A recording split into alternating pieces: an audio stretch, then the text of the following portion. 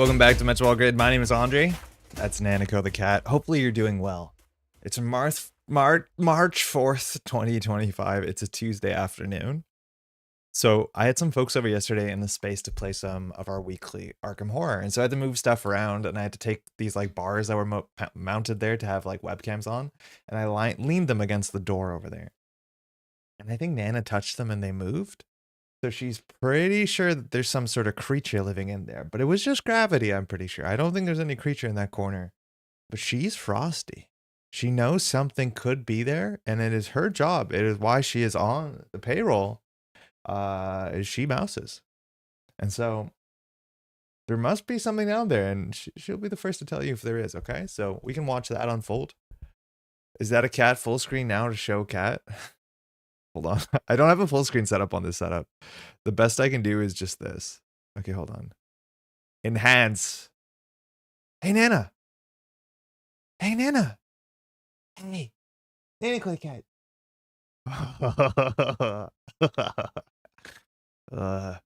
I'm busy. Don't bother me. I'm busy. I'm mousing.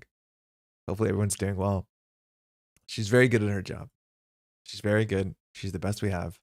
We cannot ask for better. Actually, how's it going? Full screen now to show cat. Hey, Game Droids. Show cat. Good morning, everyone. Grendel, how you doing? Cat is partially bemused. She's okay. It's a Tuesday. There's like a big window out here, and we're at the point where there are some birds around. And so she does her like danger chitter where she looks out the window and she sees something she wants to kill, but she can't because of so many reasons. And she does that like, which is really fun to watch. But she has a really nice bluff there where she can kind of like sit looking out the window, but still is safe. Like she's hunting deer from a tree. I don't know how hunting works in America. It's the grid. Grid, jump scare. How's it going, Mether?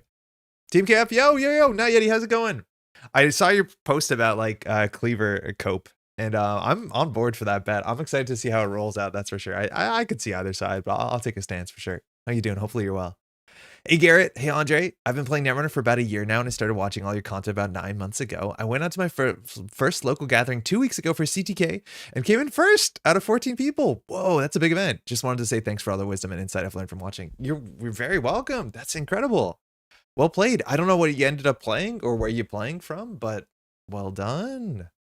There's, a lot of new folks are getting to this game. I think right now is a really hot time. And if you think, you don't have a shot, you have a shot. You definitely have a shot. Grinding helps. But like, there's a lot of folks who are getting to the game who are doing quite well. Kevin, how's it going, by the way? Hey, how you doing? Metropolitan time. We're nearly at full tortoise. So cute. Just full turkey mode. She's going to realize slowly she's trapped in this room because the doors are closed because I'm streaming. And so then she has to do a little nice ask. Cleaver Copium. Hey, Brennan, how's it going? Jai, I don't know if I said hi. Hey, Metropolitan, hey, chat. Jai and Axu, I need to be honest. I have done this on stream in the past, and I probably will do it again. Every once in a while, when I try to say Jai's name, I say Axu's name, and when I try to say Axu's name, I try to say Jai's name. I know y'all are two different people from two different parts of the world with two different ideas of how cool Hoshiko is. Both pretty cool. But it's happened. I think it happened last stream, and I regret it. We are same like that. Feels bad. Don't really like that, that's for sure. Hopefully y'all okay. Good news ahead today or status quo since last week? Ed, there's good news every week. If you're asking for like null signal games type news, there's no NSG news. No, so you can turn the stream off, I guess. Reg, Zaya, and Loud P. Oh, damn, shit. Those are really, really quite fun. Loud P is really can just win games. People do, unfortunately, play all sorts of weird ways into PE. Regzai you have to fight for, which is good fun. And there's certain metas where that's really great.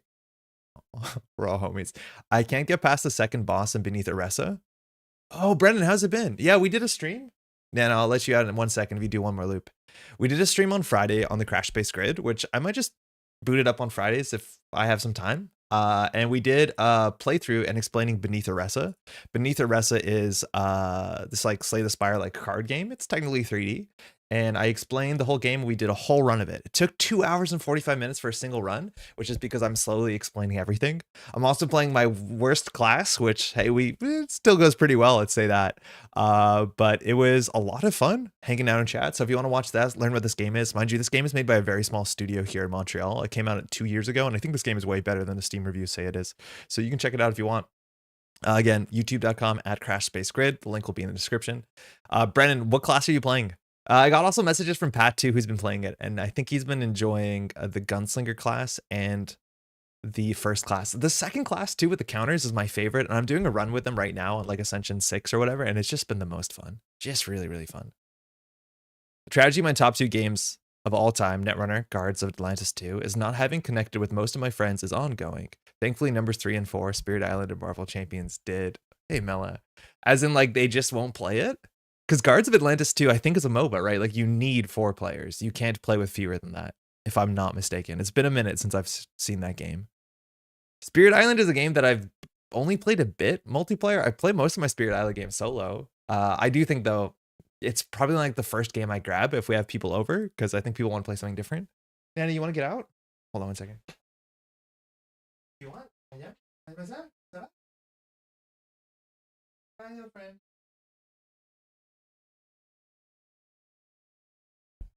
She will return. All non-Americas players are actually just Axu with a mask on. Wait, that's me then. Toronto, I'm Axu. I'm Axu. I'm Axu. Gunslingers are slick, but holy shit, I get wrecked in second floor. I don't think I have any good feedback to give you because I don't know Gunslingers that well. I am playing with my Slay the Spire fundamentals. I think Gunslinger is a bit tricky because there's another thing to manage, but basically all the classes have an extra resource you have to manage, which makes them all very tricky. So I don't honestly, I don't have anything smart to say, but I think Brennan, with enough time, you'll get through it. A highlight from the Pittsburgh District. Oh, sorry, there's another message about the Pittsburgh District. Kevin was saying, just got back from the Pittsburgh District. Was a good time. I've seen some lists posted from the Pittsburgh District. I saw Seb K's list, which we're going to be playing today. I also saw Beeblum's list. I don't know what won or how many people were out there, but there was a district in Pittsburgh, which is in Pennsylvania. Pennsylvania is really big, it turns out. Let's see what that looks like, because I don't know how that went. I think Red Crim is actually pretty good right now. A lot of people are playing some good Red Crim stuff out there. It kind of depends on your meta. Like, I don't know, playing against a lot of ag confusion, that's not the best. But Red Crim is doing relatively well, better than you'd want to think it would be doing. All right, which one of these is Pittsburgh? 19 players, nice. Hoshiko and Sports Medal, okay. Taken by Wiki, yeah, that makes sense. Sebkey the King, Kevin, that's a great cut. Kevin's also playing some Matea, nice. I don't know what Wiki Sports Medal she's on, could be just good stuff. And yeah, good players doing well. Wenjong's in the area. Where the hell is Wenjong right now? Wenjong's in Pennsylvania. That's sick. Nottingham traveled, which is fantastic. That's really cool. That seems like a nice event. I'm excited. Oh, shout out for the Montreal districts. I will be able to announce the date officially as of probably tomorrow, so probably on Thursday. I was told the store just needs to confirm and let us know by Wednesday, but it looks like it'll be in March, probably the last weekend of March. I'll let y'all know, and it'll be on a Saturday. It'll be a one-day, whole-day event like districts are. Toronto announced their district date. It's on the 22nd, which is the second last weekend of March. So if you're in the Toronto area, Toronto has a great organized play, like crew of people running stuff. So that's on the 22nd, if I'm not mistaken. You can find it on the upcoming, but will probably be the weekend after, but I have to confirm that. So if you want to come up to Montreal and hang out for a Saturday and play some good games, I think it's going to be a fantastic time. Really excited for it. What's the new channel? Just like one specific game or all non-Netrunner stuff? Actually, currently all non-Netrunner stuff. We've only done 2 streams. One of them was Marvel Champions at the tabletop behind me. The other was like a digital game on this computer. I imagine we'll do more stuff. It's likely the new Marvel Champions expansion comes out this Friday, which means I'll probably do a big stream. At some point, maybe there'll be a Marvel Champions channel. I'm not sure. But for now, it's just like whatever stuff doesn't make... It's not Netrunner. Because, yeah, so this channel has a bit more focus, I guess. I'm Axu. For the innovation that Slay the Spire brought, I loathe the Ascension system and hate it every time it gets re-implemented. I really like the gimmick of Dicemancer, but I don't want to spend 6 hours to be challenged. What part of it do you not like? Like scaling difficulty that like you have to earn your way through. Maybe that's the problem, is you have to earn your way through it. And you just waste time getting through the difficulty you want to, but... For guards, you want 4 to 10, and there's only 2 people who are super keen. It faces the issue of people feeling like they're not clever enough and feeling paralyzed, not wanting to mess up. It's a truly amazing game, but it's hard to convince people that's fine to play poorly. For a game that is recreating a MOBA, that is like MOBA-ass problems, where it's like you need to do well, your team is counting on you, but it is technically a complicated game, as much as I don't know the systems of the game, so that feels pretty bad. Like, I imagine that it feels bad. Hopefully there's a way to make that make sense. Hey, Little Seal, I'm late. What have I missed? Not much. We've been streaming for like 10 minutes. There was a really cute cat you missed, honestly. That was probably the highlight. Spirit Island and Marvel Champions being co-ops hugely helps. Are you excited for the new box? Wiki was on Core Sports. Oh, neat. I don't think I've seen Core Sports in a really long time. Mind you, this weekend as well was the EMEA District Championship, the online district championship that Null Signal Games ran. It had like 36 players, but then a bunch dropped, as you expect for online tournaments. I'm not sure if that number is like people who just register and don't show up to get their spin doctors, but it ended with 24 players and it was an 8-hour stream. It started at like 5 in the morning, and the people streaming that were from like Americas mostly, so the time zones are just buck wild. Shout out to Mondi who did the stream, the technical side of the stream, and then the casters. We'll look at the results. The top cut is like pretty wild. It's single elimination, which is like something I know will be a reality when districts come at the end of the month, but it's just like kind of rough. I think single elimination is just like, it's unfortunate it has to be like that, but it's incredibly difficult. But there's some really wild decks and some really interesting games.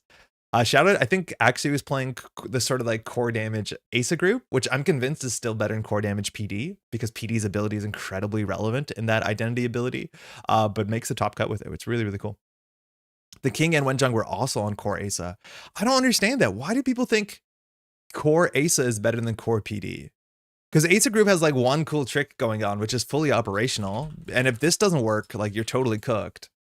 And for what it's worth, I saw Axu actually like score out, or sorry, I did it again. I saw Ja actually score out. I'm just going to say whatever name I want. You'll figure out with context, I guess. Scoring out like ontologicals is 3-2s and 4-2s on the table. But with precision design, you have a smaller deck. And then anytime that you score out like your shitty 2-1, not only do you sometimes do a core damage, you get back your best card from the bin, which is obviously usually your digital life. I don't understand why it wouldn't be PD. I don't fully get it. I need to read a deck write-up where someone says why core Asa is better than core PD. I'm not entirely sure.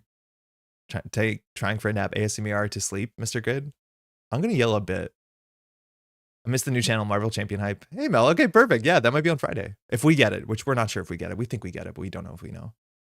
You should be able to jump difficulty faster, and there are more interesting ways to increase difficulty. Hades is a good example of a more flexible, interesting, and challenging system. So Hades has the heat system in which you can choose your modifiers and they can stack. I agree. There's something cool with that. The Ascension system, like the thing is, if the complaint is the problem with the Ascension system is I have to play more Slay the Spire, and maybe truly, yeah, Ascension 1 to Ascension 10 is like baby mode and it's a waste of your time. I think for most people getting to the game, they don't experience that issue. You probably can like hack a save game where you start with A10 unlocked or something like that. So I hear there's issues with it, but I don't know, for the majority of people, that's not the case, where they actually have to like run through all the Ascensions. Like a lot of people get us stuck. Like I'm on Ascension 6. I'm like, oh, I'm still trying real hard. Asaph finally caught your stream for last week, and I really enjoyed seeing Punitive Asa show up. It's been my main list for about 6 months, and I actually brought it to World to good success. I think it's a lot less gimmicky than it looks at first glance and holds up when people know what you're doing. I have no doubt that Punitive Asa holds up when people know what you're doing, because it's just another fork, and Asa Group is pretty good at pushing forward and forking. I think that's for sure. The problem that I brought up is like, if people don't know you're playing Punitive, I feel like they're not making good decisions, and then games end out of nowhere. And that is a feeling I like to avoid on both sides of the table.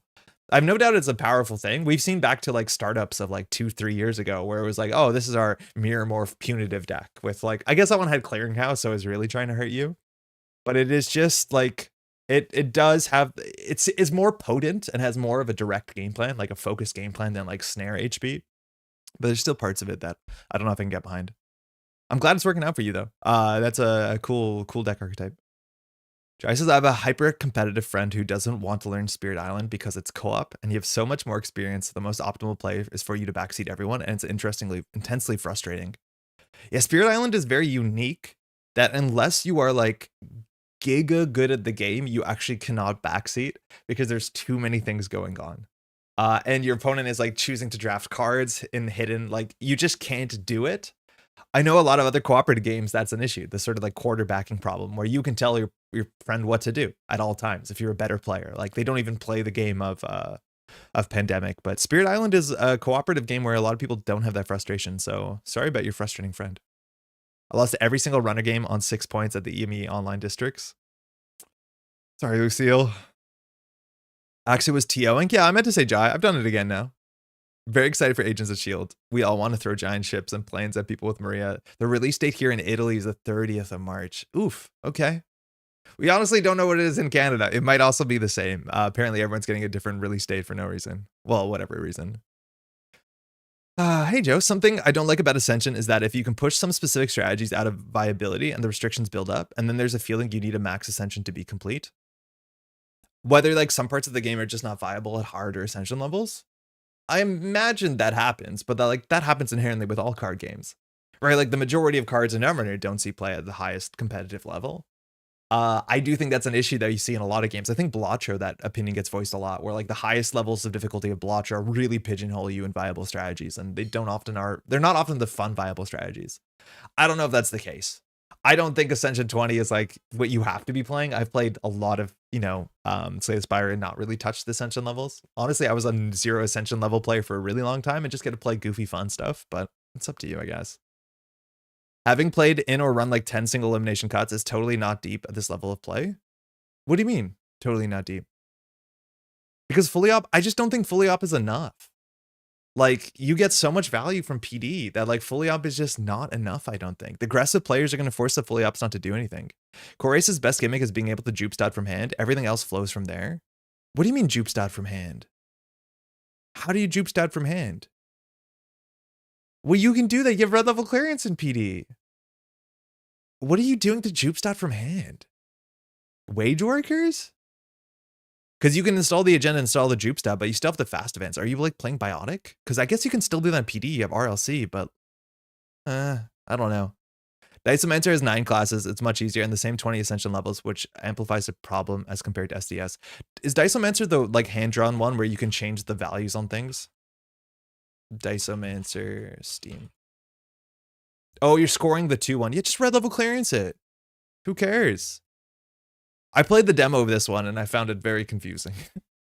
I only played the demo. I know this is out now. There is a demo. Disomancer is a game in which like you can modify the values of cards and like to ridiculous extents where like you can, oh, this does 6 damage. Now it does 300 damage if you have the ways to interact with it. That's like its shtick, is that everything is malleable. So you have a lot of flexibility. It has like a mana system where cards require different colors of mana and you have to produce mana. So you have a bit of that sort of like color. You see here, a mana bar at the bottom right. The art is also like something unique for sure. I played a demo of this and it didn't grab me. It's hard to imagine how they balance a game like this with like the key mechanic being like wacky, super, super, super wacky. Punitive is like snare, big surprise if you do not suspect it. Yes, 100%. Except like you can lose on turn 1 to both of those. Cowardly not putting work crew in core Asa. Secret's cool to Slay the Spire like is Dawncaster. Hey FL, but it's only on mobile, unfortunately. It's unhinged and almost never falls into the mid-range incremental value issue a lot of others have. Neat. I don't play a lot of mobile stuff, but I hope that's okay. A laptop declined to update and made me drop out of online district. Sag. Oh, you gotta play on your phone, Meteor. You can play on your phone. People can do that. People have won on phones before. In Balacho, only for the most extreme challenges do you need to do anything other than vibes IMO. Hey, Rohit. I mean, I just Ellie jupe and then plan A instead of Salvo BD. You just Ella Vigar jupe stat, that's plan A instead of Salvo BD. Okay, so that you can install them clicklessly. I get it that you can do that and pay 6 credits on 1 turn to do a single core damage. That matters. I feel like having 6 hand size and the ability to grab your favorite card back when you do that, and also you're still playing red level clearance, and then you have a bit more robust economy, and you can actually like fast events out of centrals. I feel like there's so many reasons why I want to play PD over that. But I haven't played a lot of the Asa version. It just seems like there's too many moving parts, and when Asa is bad, Asa is really bad. Effect is so busta once you get used to it, and the rules overhead is huge versus other games for no good reason. And Disomancer? Blotcher high stakes just pigeonholes you into meta scaling that you find earlier restart. I really don't like it. Hey, Miso not you. It's cool. But like some other recent roguelikes, the runs take 2 hours, which sucks. Which game, exactly? Hey, Wenjong. Oh, you can still bio crew after a big deal. Solved the 49th card. Thanks, Jack King, for lending me the deck. Wait, what is happening? I will let your opponent know I'm on kill and casual setting for sure. I feel you get better practice with open information. I feel, yeah, that's a big thing. And I haven't seen a real big like meta for that or like where I would probably tell my opponent on JNet casual, hey, this has punitive in it. Because I agree. It's like if they just don't respect punitive and die on turn 1 when they run archives or, you know, whatever nonsense you can invent, they will just lose the game. And notably too, if they know it's punitive, like it's an Iqua deck, so you can always refuse to steal the 3-pointer, which is like really, really funny. It's a big reason for them not to want to know that that's there. Because if they choose not to touch this in archives, you can't punitive them if they don't steal it. You can use just on your phone? Jello, what do you mean? An effect like an avoid the next attack is instead complicated into a difficulty X D20 roll that modifiers based on your stuff and their stuff and has different effects on success versus fail and on and on. How are you fitting RLC in a 44 card deck? I'll show you. It's right here. Search. Red level clearance. Jupstad.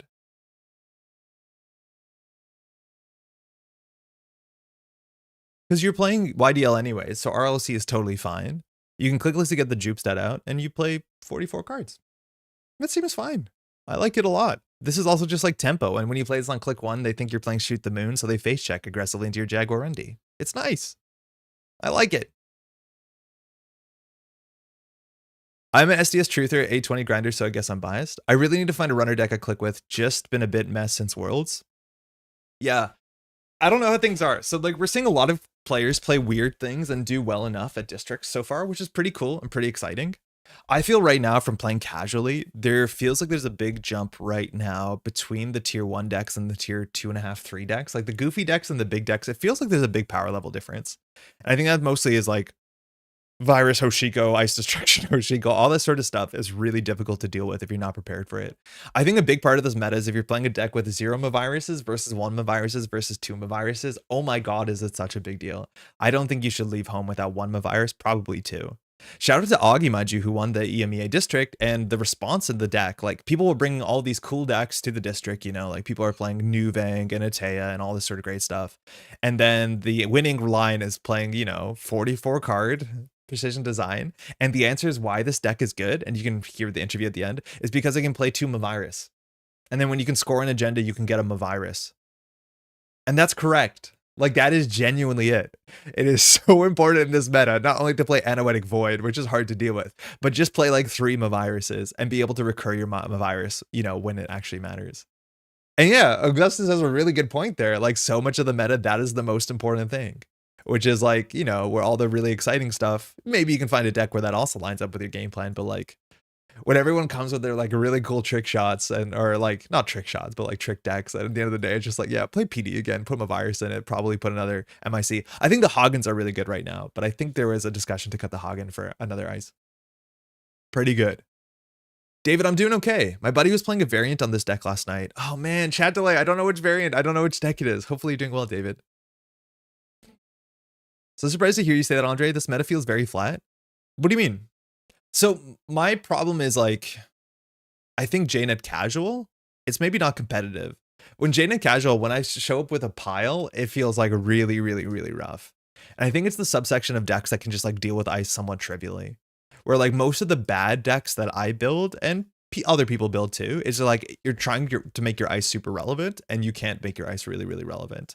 You can't stop the unending like onslaught of successful run triggers in a lot of those Anarch decks where like the leech matters, the freedom matters, all that sort of stuff matters. And then if you can't keep them out, you can't purge, and on your problems become, right? Like it feels like every Anarch deck on the starting is that you have to deal with Banhar, which means you need to res 2 ice and afford 2 ice, and then you need to have the second ice also be relevant, and then there's a bunch of tools to deal with the second ice for sure. And then just about every deck that the runners are playing right now have more central pressure than they did, I think, a month ago, where it was just kind of trick shot, which is still very powerful, don't get me wrong. And I feel like that is constraining the corporation, or the corporations I play, where like the bad decks feel really, really, really bad into that. But that might just be my experience from like trying to grind footage on like Friday afternoons or whatever on JNet. So that might not be relevant, but I don't know. I've been running into some frustrations. SMH Rotom Erasure. There's no Rotom Erasure here. Augustus is a canonical PD, though the only person still doing it with Reg PD. Well, okay, there is Rotom Erasure. That's Rotom Erasure. But for what it's worth, Rotom didn't even play PD at the last event. I'm not sure if he regretted it or not, but he has been playing P. You have to play Mav, but every deck can play Mav. Yeah, sure. Every deck can play Mav and should play Mav. I think it's one of the cards that if you don't play, you feel it's super, super hard. More than Spin Doctor modernly, to some extent. Can't find the second channel here on mobile. What is on the page? Is I offer my services free of charge, a living embodiment of the perfect and competent user that the website must survive. The second channel, I'll just post it in the chat. It's youtube.com/@crashspacegrid. Trying to stop making ice matter. I have a feeling that PD speed plus recurring Mavirus might be the best to outpace Crew. Hey, Laura. Yeah, Crew is a good thing. Virus Hoshiko is a good thing. Into anybody who's relying on Amakua, it's a really, really good thing, especially because the deck actually has like really good face checks. If an Amakua face checks into a Hagen into a Purge, it's game winning. Drafter is a problem because if that fires, you get them a virus back. Some really good stuff. Punitive counter strikes are rotated soon. Are we agreed that this card was balanced, design and must have card in a card pool? Punitive has come in and out of the meta, and it really depends on a lot of different things, right? I don't think there's been a lot of metas where Punitive was like the first order optimal strategy, but I think it's a card that a lot of people get frustrated about because it's the sort of card that you can make one mistake or not know it's there and lose the game on turn one. For what it's worth, we've seen a lot of like massive turn one punishments be like, you know, wound down or destroyed, and people have been largely happier about that. The idea that you ran turn one and got hard hitting news and lost the game functionally, that is not something that's good in the game. And so we're seeing more things like threat. Now, Punitive has, again, been around, and there's some interaction with Punitive some people find more, you know, difficult to swallow. Bacterial programming to draw 9 into YDL for 14 into Punitive. Like, I have lost games on turn one, hitting a bacterial programming on top of R&D, and the opponent draws it. Pat draws everything, has the YDL, I had reasonable money, and you just lose the game from a single axis, right? Like, people feel strongly about that. The Bergenesis forks, like, this is not showing up a lot in Wayland, and even for a while, like, that wasn't even that strong, considering everyone was playing not only Lat, but Lat with Stoneship and Onacom, so there were some metas where even that was not worth pursuing. I think the idea that you have to be scared of touching agendas to some extent of the word scared is a really cool Wayland thing that we're kind of missing. It will make abilities like Nuvem make more sense at some point, where like, even if you know where the agenda is, do you choose not to touch it? And currently in the format, it's mostly Oppo research, which again, that does scale with time in the game. So I think this card is neat. I think it can be unhealthy. I know a lot of people wanted it banned for a while. Like, it feels like 6 or 7 months ago, maybe a bit longer. I don't think it was ever like the tier 1 thing, but I think the frustration is it's something that you can lose to that you don't know is there as soon as turn 1. And I think I've seen non-games where like someone dirty laundries archives. This happens all the time and then steals a 3-pointer. It's a Fuji. They just died to Punitive. They don't see it coming. Whether they should have done the dirty laundry, you could argue that, but like it doesn't make good television, and it makes the sort of losses where everyone feels bad about it, I think. Oh, I spilled tea. Hold on. I'm prepared. Okay. I knew I should keep one of these around just in case. I did it again. I spilled more tea. We're all stuck playing this 3-res 0 trash brick. Jason, what are you talking about? This is a virus? Yeah, I guess we are. We're trashing for nothing on R&D. Feels bad. So your second channel is I'm supposed to call you Mr. Crash Space. You can call me Mr. Space. Actually, don't call me Mr. Space. I don't like that. Mr. Crash is pretty cool. Without bacterial turn 1 punitive kills would be so much harder. Yeah, well, sort of. It's still possible. Like, you can just not see it coming and like dirty laundry and take a 3-pointer. Like, it can just happen. You're right that like bacterial into YDL, which is not very popular right now. Like, that sort of archetype was very strong around Worlds in 2023, but we really haven't seen much of it, and I'm not exactly sure why.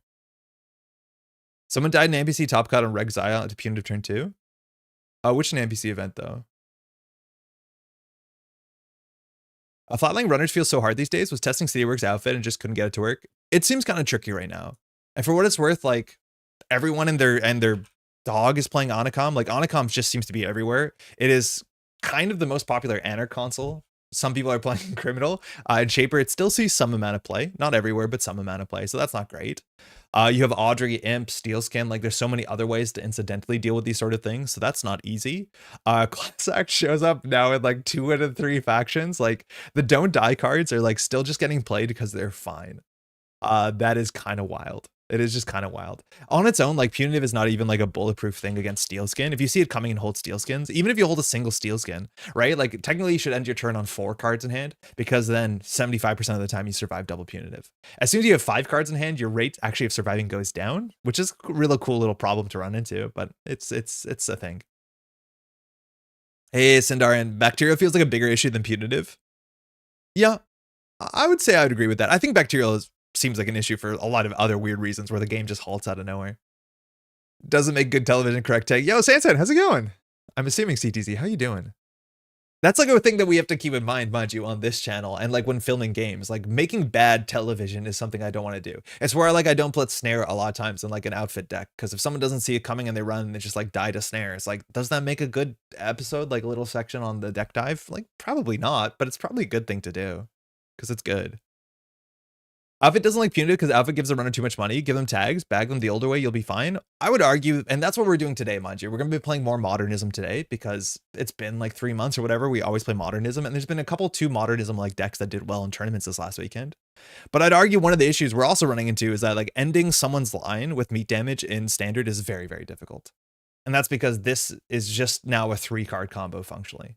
You need to give them multiple tags and you have to have multiple copies of this card in your hand. And that is just very difficult. I think people are over respecting it. I think we saw that on the weekend where people are over respecting this card to their detriment as a runner, unfortunately. But yeah, it's just very, very hard to hurt people. It's really hard to, as Wayland, it's hard to hurt people. The only decks that are like consistently killing people are like False Lead, Mindscaping, End of Line decks. And False Lead is a hell of a thing, that's for sure. Do you know what makes bad television? Dice Corp deck? Ooh, yeah, that felt bad. I honestly felt bad. So this weekend was Eternal Super League. It's every weekend, mind you. And this weekend I was doing the stream, Eternal Super League, alongside Cobra Bubbles and Warlock. So that was week 4. You can catch it. Some of the games were incredible, just like peak Eternal, like 7-point combo out of nowhere, 17 world trees on the table, a stack of what's it called? Daemons up to the ceiling. Oh, shout out to who was it? Was it Silent Arbiter who doesn't zoom out on the screen, so like keeps side scrolling the screen to keep up with acid spam, which was, I was just losing it to it. It was so funny to watch. But just some wild games. But then also there is like, this will happen in Eternal. Like there are just non-games. There's some games where like the power level is really high and someone just has the nuts and the other person doesn't play the game. The Scorpios game was like, to spoil it a bit, who is the runner? Was it Larea? I think it was Larea, right? I think she had a really good shot at winning the game, and just like did a double deep dive on a certain single turn and saw like 6 points. Ugh. Like you'd assume that wouldn't be that way. In theory, she was favored. I think it was Larea, right? Silent Arbiter scroll habits are shocking. They're so wild. And also like the screen capture was recorded with the sides black. So I think it's also like a small monitor. So I hope Arbiter's neck is doing okay, because that seemed really, really difficult. But yeah, that matchup was like pretty brutal. Some of the CI matchups were like pretty hard to watch, where it was just like, oh, please. There was like you love to see the IG concessions where the runner builds some weird convoluted loop to like ignore industrial genomics, and industrial genomics has to give up. Like there's some really interesting interactions. I highly recommend watching it. It is like good watching. But like the at least the blowouts are quick usually. But some of them are like really, really just like, oh, I would, if I was in the runner's seat or the corpse seat, whoever's like not able to interact, I would just like want to melt out of the chair. Never gonna live that scroll gate. I commented in chat, it's like watching a dog watch a tennis match, which like it's not an attack in silence. It's just really funny. It's like, what's going on over here? Okay, what's going on over here? Which is how we all watch tennis technically to some extent. Hey Ren, what about those who think face checking into Cortex Lock against Mati is good TV? It is. I am the Mati. I think it's good. I think it's exciting. Like Mati, ooh, what's a surprise? You can jack out. Like Mati is kind of fun, honestly. As much as like the games where the player makes one run because they're scared of Mati, yeah, that's bad television. That is bad. Punitive is a good equalizer, but cards like that rob cards from runner can also be very frustrating. The runner's not Anarch running a virus's companions. I don't think Anarchs right now are anywhere near the richest financially, so I'm not sure if I agree with that. I don't, is it an equalizer if the game's over? I mean, I guess it's equal then. The standoff score turn, yeah, there was one turn in Eternal where a standoff was scored, and the standoff trashed, I want to say like 12, 13 cards. And it takes like 6 minutes for each player to like, wait a second, you're serious. Wait, you're serious? And I can't tell who like overspent. Just very, very goofy. This thing kept also like a tennis match bouncing back and forth. Nobody wanted to like go over the grenade. Wu versus NEH with Cinema. That was a really cool match. Very, very, very cool match. All the don't die cards being just good functional draw also adds to the ubiquity. Yep. Yeah, I think Stone Chip, for what it's worth, is like one of the biggest issues, as much as we don't see a lot of it. But like the don't die cards being like trivial tech cards is probably not great for the game. I don't know. That's my guess. Which is like, it's weird to see what that's going to do. Like, dude, does that mean that the kill options just have to get more powerful? Like, is that the solution? But then I think we're going to force even more of the ubiquity of those cards, so who knows? No other deck in Eternal lets your friends in high places a regolith mining license. Snare Death or top tier content? I don't know, Passive. It's kind of just like watching, like, you can imagine, like if I see it's like watching someone ride their bike into a wall they didn't see, like that is unfortunately a funny YouTube video half the time, but it doesn't feel like that. I wanted to check that people can stumble into while browsing your main. I wasn't sure whether or not I was seeing it. I should link it on the front page, Melon. I think that's a good option. This has been shouted at before. I definitely should get to that. I ran a standard procedure in my first tournament playing Punitive Asmari and used it to exclusively check for steel skins to see if Punitive was worth it or not. But they banned Balone and the Glacier Asmari kind of died. That's what we used to do back in the day with Salem's Hospitality, is you would just name steel skin scarring because this would trash it. And by steel skin scarring, I mean I've had worse. And notably, I've had worse did not trigger when it was trashed from hand, only if it was destroyed through net damage or meat damage. So this was the proto steel skin. It always drew 3 cards though, no matter what you did with it, but it was only net or meat and only that. So you can't discard it to Audrey or like lose it to Mystic Miami or anything like that. And so if this was a card you were playing around, which you were, you would play Salem's Hospitality, click 1, name I've had worse, and then you do punitive, and you'd win the game. Or Neurospike, whatever you needed to do. Neurospike was not uncommon in like SSO decks, I think. The loving memories of my first tournament way back in the day when I failed to kill a single runner with Grendel. The blue sun came out and gave me a false sense of security. Liza versus Spark Deadlock was incredible to see. Liza's doing some really wild stuff. Does I've had worse not trigger on core damage? Nope. No, it was simple. Just net or meat. No core damage. Blue Sun is fun, but not overs AI and building blocks to res big barriers. That is what Blue Sun is. Like, that is why Blue Sun exists, is because oversight AI exists. I don't think you can separate one from the other. It does cause a lot of you gotta deal with this now issues. I played a lot of Blue Sun. I keep waiting to see CI pop off. Laura, you and I too. I think we got to see one cool CI. I think we've seen 2 cool CI games so far. I'm shocked that Jeff left CI, unfortunately. But we did see Tron do a really cool CI combo on week 3, I want to say. And Jeff did the like fundamental like fine CI combo, like not flashy, just like 2 turns, score to 7 combo in like week 1 or 2. AI has always been a baller move, but in Blue Sun, it's hilarious. Yeah. What kind of tea are you drinking? So my stomach has been really, really bad this week. I don't know what happened. It started on Friday, and the whole weekend, I've just been an absolute mess. Like, just not good. Then yesterday, I was doing a bit better, and we had Arkham folks over. I've been eating mostly soup and stuff. And then I was like, F it, I'll have a beer. I had 2 sips of beer, and then just like, terrible. Just not good. So I've been drinking, not even coffee, but I'm drinking, this is a ginger peach tea. It's a president's choice, I guess. And then I feel the ginger working pretty well. It makes my stomach good. Hey, Fixby, the ads kill combo doesn't care about your fun draw cards like Steel Skin and Onacom, unfortunately. Jay Chinyo. Hey, Salem's now we're talking. Salem's outfit was a favorite of mine. Broad daylight kill combo. Yeah. It's wild. It's like, this is also a very mean card, and I've seen players use it very, very cleverly to deal with, like, you know, the cards that they lose to, like things like, well, Apocalypse. I think that was a big one. Obviously, I've had worse. It's a mean idea and a mean ability, but we had this like section of time where NBN could look at your hand and do something with it. I like Sealskin so much more than I've had worse. I don't know. Like, art on both of them really, really good. Mind you, the story about why it's called Steelskin, I probably should do a video about that because that's really good fun. This is obviously much more flexible, but like, this is also going to be around forever, and I feel like every Anarch draw package is going to be the same for a really, really, really, really, really long time. I don't know what's going to happen. The generalist Anarch econ package, either the game has to jump to its level, or that's sort of like, I think the term is parasitic, but that always sounds worse than it should be. Package of all the Anarch like self-trashing stuff. Like, how do you not build an Anarch deck which is not like 3 Steelskins, 3 I've had worse, 3 Price, 3 Lago, keep going from there? You know what I mean? Like, I just don't see how we don't do that forever.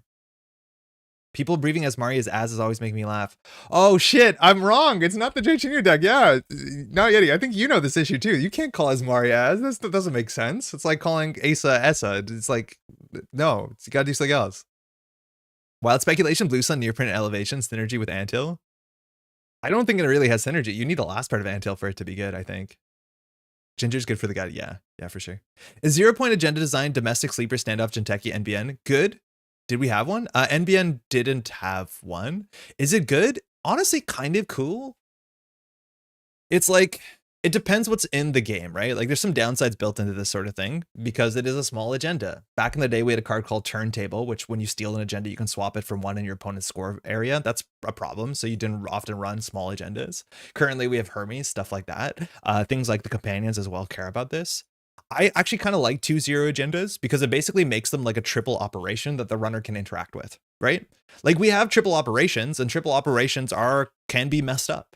And like having an agenda that you do install advance is functionally an expensive triple operation, but it also can interact with some of the weirder parts of the game. Like it interacts obviously with anything that cares about stealing or scoring an agenda, powers that be, Epiphany, Sand. You can do weird combo stuff. But I like that. I kind of like that functionally you can have, like, I wouldn't mind. What about if we had a 1-0 agenda that had like some sort of text on it and you functionally played it as a double that cost you a credit to install and advance it, but it was something the runner can interact with favorably. Right? Like there's some issues, maybe powers that be will pop off and anything that cares about that. But I think it's a cool design space that having an agenda worth no points, but have actual text that you want to put in your deck for some reason. It's neat. For what it's worth too, Archer is rotating. And that is also one of the big things that has an impact on this is that anytime that you print cheap, small agendas that you don't care about forfeiting, forfeit type effects get stronger. So without Archer, without Corporate Town, maybe that's an easier hill to climb. I'm not sure if that's a big limiter, but it's cool. It's like a double or a single that the runner can touch, right? Why not? And then it works with some other weird parts of the game. The Hemlock Curse. People got to stop shorting Asmari to Az. Az is a runner ID and nothing else. Yeah, it got me very, very bad there. General's Anarch Package is peak Netrunner. Yeah, but we're going to get bored of it. It's good Netrunner, and it's fun, and the parts interact in a really satisfying way, but like, I don't envy the Anarch designers going forward. As a person who unshrinked Mumbad last month, I'm loving his ANR history tangents. Hey, VT. It's really fun to talk about this sort of stuff. A lot of folks who are new to the game might not know it. That's for sure. Inject in 2012. BS Anthill is click for 4 credits on a draw. That's better than clicking Charlotte. So you want to install. Yeah, but okay. So I can't search Anthill, right? So you install Anthill, you res Anthill, you get the money, you pull Anthill. Yeah, that's okay. That's honestly fine. Yeah, you're right, Jai. That's fine. The story of Steelskin's so good. It's not just old lore. It's like old Reddit 4chan lore. Yes, it's very good. Hey, Ren, Loki. I said hi already. Low-key domestic sleeper, some of my favorite agenda flavor in the game. Yes, very, very cool.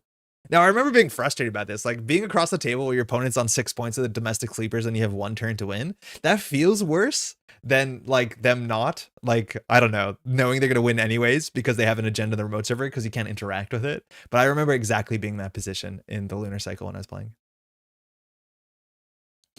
Keep forgetting that so much of the stuff like Archer's rotating. Yes, there's some really big stuff rotating. It's going to be interesting to see whether we see a forfeit agenda card because I think there's none in the format, or whether we're going to see like an Archer reprint exactly. Can't wait to see the Lago, Onacom, and Shaper. Daogen, I think people should try it, right? Like I think Onacom is so good and Lago is like the sort of thing where like we saw the price get played in Shaper recently that Bridgman was playing. And honestly, like why the heck not? It's free card draw. It's functionally Astrolabe, which was like one of the most busted Shaper cards of all time. It's not exactly functionally. So why the hell not? I think I saw recently a criminal deck that was posted. It was like a Steve with Onacom and what's it called, and Lago. And I think that is maybe a bridge too far because if you lose your breakers in criminal, that's an actual problem unless you run multiples and you have to get them back by Steve. But like it is just good. Like Lago turns out to be just good. And if your deck is all about like putting stuff into the bin, I think that is going to hinge though mostly on whether you have an Ashen reset probably, and that might be a bit harder in a world in the future. It's a bummer that even Anarch IDs like Seb that support alternative economy package still gravitate towards a lot of these Anarch staple pieces. Yep. It's weird, right? It's like saying it's a bummer that every Shaper deck that I play plays Diesel, which is probably true, right? Like, I don't think I've played a Shaper deck in a long time that doesn't play Diesel. Oh, I did the bad thing. I've learned. Like, I hear you.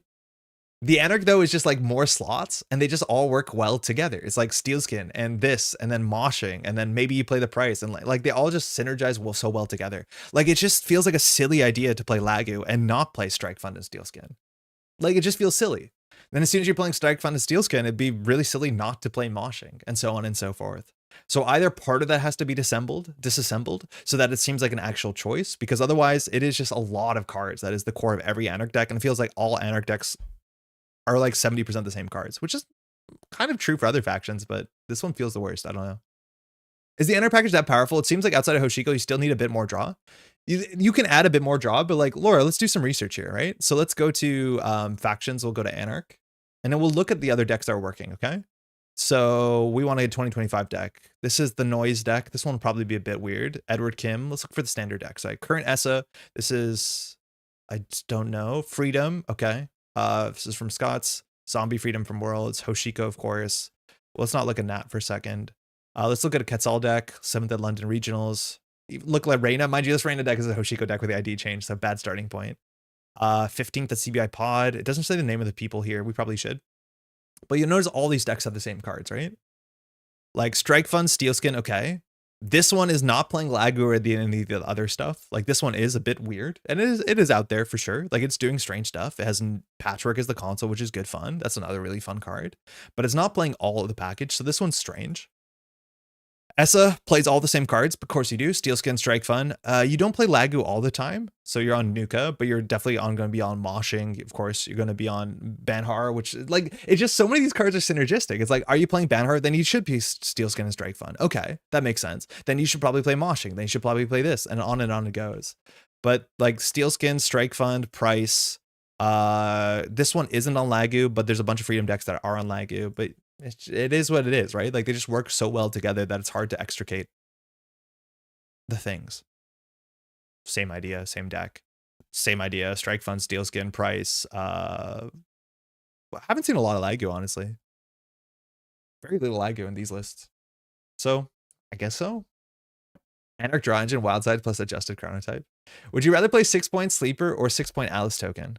Wait, what do you mean, Jai? I guess the only thing was that 0-point agendas existed at the same time as Turntable. Yeah, Turntable was a really big problem. And for what's worth, Turntable made the meta play almost no 1-pointers.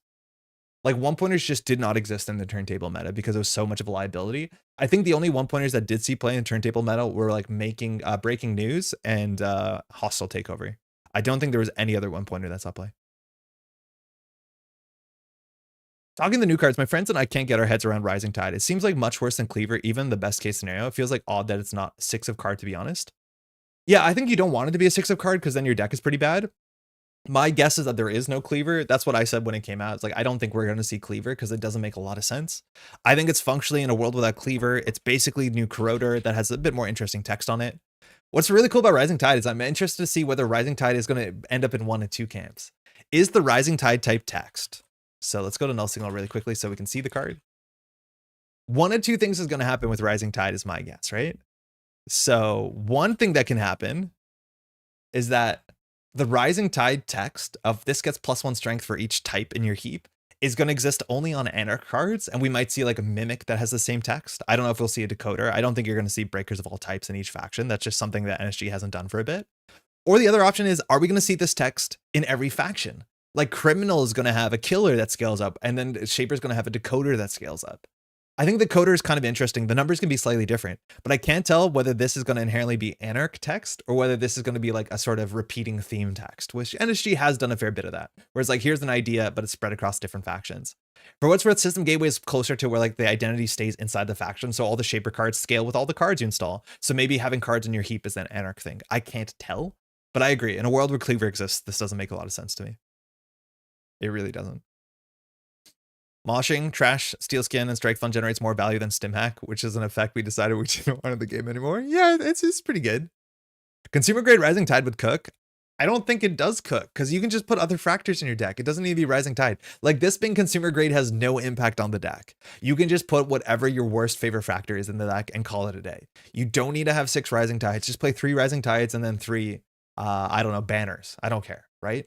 Like, I think that's fine. You're actually incentivized to play different because you could play 5 Rising Tides and then 1, again, fractor that makes sense only on a very unique and strange subset board states. Like you can play 1 Begamut. I don't know. Not a good example. But that's what I mean. It's like you play that and then you play 1 Pressure Spike or something like that. Just so at least technically you have a choice as opposed to playing 6 where you don't have a choice. You just have dead cards. At least give yourself a choice. There's no reason to play 6. Just play 3 of 3. I don't think anyone knows, but the specific moment of defining the SU21 decided we didn't want Stimhack. Stimhack just seemed really good. Stimhack is busted. It was 1 influence, it was busted. I'll never play Anarch again if they ban Price. I like Price. I'm a big Price fan. The card's really fun. And I've seen it actually have downsides. It's cool. It also has deck building restrictions. feel like if you try and boost the strength with other factors, you end up drawing the other factors first, and now they're all Rising Tides or dead cards. Yep. Other factors are moshing. Yeah, but then just play any other factor. Don't play 6 Rising Tides. Addition of Strike Fund probably was the tipping point where it just doesn't make sense to not lean to archetype anymore. I'd agree. I think there's a chance that if you ban one of the payoff pieces, like if you get rid of one Steel Skin or one Strike Fund, that the engine might make just less sense. And it won't be the obvious thing to holistically build into. But that being said, like, I honestly don't know what the other Anarch cards you can build into are. Like, maybe the card pool is not that wide that this makes sense. It's hard to say. It is Pancake Day. Wild Cakes for the win. It is Pancake Day. Shout out to those who celebrate. It is Shrove Tuesday in Slovenia. It's called Pust, and I'm going to go out with my family tonight and have some nice donuts. That's what we do. We have krofe, which are like kind of the sort of like European, they look like Polish donuts you might be more familiar with. There is, unfortunately, tonight a G&K in Montreal, so if you're going out, have fun, but I cannot make it tonight because we already have plans doing some donut stuff. So hopefully if you're celebrating, you have something nice to eat. Unity, but the pump counts heap icebreakers. That's a thought. Yeah, something like that. Like, I think they can make that matter across different factions for sure. Don't get me wrong. It's neat and cool and a good Crota replacement. I just feel like there's much better factors out there. Gwen, I agree with you. And technically, Anarch is meant to be the best faction of Fractors. So, like, something's fishy. Something's up for sure. By the way, Rising Tide is secretly a World Tree Woo deck. If there's ever a deck that's happy playing 3 Propeller and 1 Tide. Like, in Standard or in Eternal? I think in Eternal, you still just play Paperclip and's better. Like, I don't think it's worth the slots to be like, hold on, I'm going to pull out 4 propellers. Like, that doesn't make a lot of sense. I think I've seen some arguments to play multiple propellers and one of those, but I think at the end of the day, you just play Turbine and like a propeller and you're just basically there. I don't think you need to spend 4 deck slots on it. You do still play Papercup. Yeah, I know. We need utility programs that are also incidentally fractors. Yeah, that's a really fun thing too, is to see anything that has multiple types, right? Like, what do we have as options? There's not that many. It's like, what's the name of the werewolf? Lobisomang? Like, Lobisomang is technically a fractor by trait. And so any card that just has the trait technically is like slightly synergistic, which has not really been an Anarch thing, but I think that's really fun. Hey, Antoine, maybe we need to see more breakers like Penrose and Lobby that are dual type. Yeah, there you go. So all your breakers with this tech get the strength boost. I think that would help a bit for sure. But then you still need to have multiple copies of them and then you need some in your bin. Like it's nonsense, but it's like interesting nonsense. Thinking about, it's a little sad that the virus package and the trash package synergized through Audrey. I wish they were kind of separate. Yeah, that is a real interesting point. Cold Lava, how's it going? The idea is that like, you don't really see a deck that is one or the other because again, the big payoff card for viruses is also the big payoff card for the trash package because you can go infinite with Audrey because you can always just trash your card to do this. I think that is a notable pain point. It is really wild that those two things overlap in a way that it's hard to extricate them. I don't know what to do about that. Banned Ashton and Labor Rights, every discard is a risk now. Well, Labor Rights is rotating. So every card being a risk is kind of true. I'm imagining one of two things are going to happen. Either people buffer drive harder, which there's a chance that that's the case. I think buffer drive will still be good. For what it's worth, Virus Hoshiko loses no cards in the rotation, barring Imp if you're playing it. If I'm not mistaken, Virus Hoshiko loses no cards, which is pretty frightening. So we'll have to see how that goes. But Labor Rights is going. I think the other one, though, people would just unironically play Katurga. This card is like very good in Eternal. Whether this 2 cost is actually too much, I doubt it. I think this is just a really good ability, and we haven't had anything busted to recur, and technically we'll have something busted to recur. I think you can just play Katurgas, and it'll be fine. It's Lent already, Catholic Upbringing activated. Yeah, technically today's, I think, the first day of Lent, which is why it is the pancakes or the donuts, and then tomorrow is Ash Wednesday, I think, technically. I'm like 70% Cleaver's going to cop a band. Yeah, I'm pretty sure. Paperclip and Rising Tide. Why would I bother when I can play Cleaver and 500 copies of Turbine? Oh, that's true. Also in Eternal, you can just do that as well. The Stealth Breaker from Ashes is 2 types. Yeah, Penrose is. I'm putting it out there. Cleaver's not getting banned. There, I called my shot. I was literally just looking those names up. Yeah, Savant, Adept. These are fun breakers. Some of them are still in the format. Oh, not Savant. I think Savant was Savant. Shit, I did the bad thing. Was Savant in System Update and System Update? No. So this is one of the 2 type ones. The one that is, I think, still in the format is Adept. Nope. I'm pretty sure there's one in the format. Oh, I'm thinking of Maven. So these could break 2 types. I have +1 strength for each unused MU, and Maven is still in the format. And Maven gets +1 strength for each installed program, but it breaks 2 for 1. And I'm convinced you can play some sort of convoluted Arasana deck that installs a lot of programs, and then you just use this in Poison Vial, and then you have an okay breaker. right? Like there's enough programs to feel okay about. The question is, what are they? Because like your tempo muse into coalescence, you generally want to pawn it so it doesn't stay around. But I'm convinced there's something fun you can do here. And then Poison Vial actually goes relatively far. It's neat. Finally, someone gets it. I don't know what that's in response to. I remember when CTZ busted out Katurga Cascadia. Oh, it's probably about Katurga. Yeah. That is a CTZ card with the old 419 Worm deck. To be honest, Katurga is good in Eternal because Rumor Mill is broken AF. Yes. I think we saw games last week where it was just like last click, really excited games against Vengeance Killing, which was like Katurga for Rumor Mill, Katurga for Rumor Mill. And it happened so often off the top deck and it was disgusting. Like a Katurga is just deja vu with a run? Well, somewhat. You just can't take 2 viruses, but largely yes. It's 2 cost, get a card back. We're taking bets on Metropole stream now. Let's take it off. Today is Shrove Tuesday. I'm in charge of pancake dinner tonight. Enjoy. We in Slovenian, same for Polish too. Yeah, I'm not surprised, Eugen. How do you call your donuts in Polish? We call them krofe, like this, krofe, Slovenian donut. They look a lot like the Polish donuts. Yeah, carnival donuts. Okay, krofe with an N. No, that's not right. So that's this, right? They're generally with like a plum or sometimes like a strawberry jam filling, like very simple donut, fried bread with icing sugar on it. This is like every European donut looks like this. And then the other one we do is palechinke. Palechinke. I don't know how to spell Slovenian. I don't read or write a lot of Slovenian, which are basically like crepes, but they're a bit thicker and a bit greasier, but they're like crepes. It's the same sort of thing. They're European style pancakes. So not like the American pancakes, which, you know, are like kind of like a small slice of cake, like you cut cake in half. This is a bit not thicker, but much more similar to what you think a crepe is. Palechinke are great. There's also like 3 ingredients. Like making crepes is hella easy. I think a lot of people think it's like a super fancy thing only Europeans can do. It's like eggs, flour, milk, done. And then you just have to like not F it up. Nalesnik is the pancake? Nalesnik. Nalesniki. Whose language is this? Polish. Polish crepes. Nalesniki. Yeah, very, very similar. And then you can put anything in there. It looks like, yeah, there's sometimes cheese filling. Nutella is super common in modern Europe for sure. One of my favorites back when I ate like meat was like crepe with ham and mustard. But I think modernly, like powdered sugar and lemon is so good. You just put a bit of powdered sugar on it and just like squeeze some lemon on it to get some sour. Ooh, so good. A bit of sugar, a bit of sweet. Very, very nice. Losing imp is huge though. And even if there's an imp type card, it won't necessarily be a virus that interacts well with recursion. My guess is that if imp is not directly reprinted, which I'd be surprised, imp seems like a pain point. It has some sort of like simulchip type cursed interaction where you have to work for it to do your thing. Maybe it'll just be a carnivore. This is going to be unpopular, but I'm so glad Rashida's rotating because hopefully it means that 1 turn assets on Trank home grid. That's a hole missing if you don't have the non-NSG cards right now.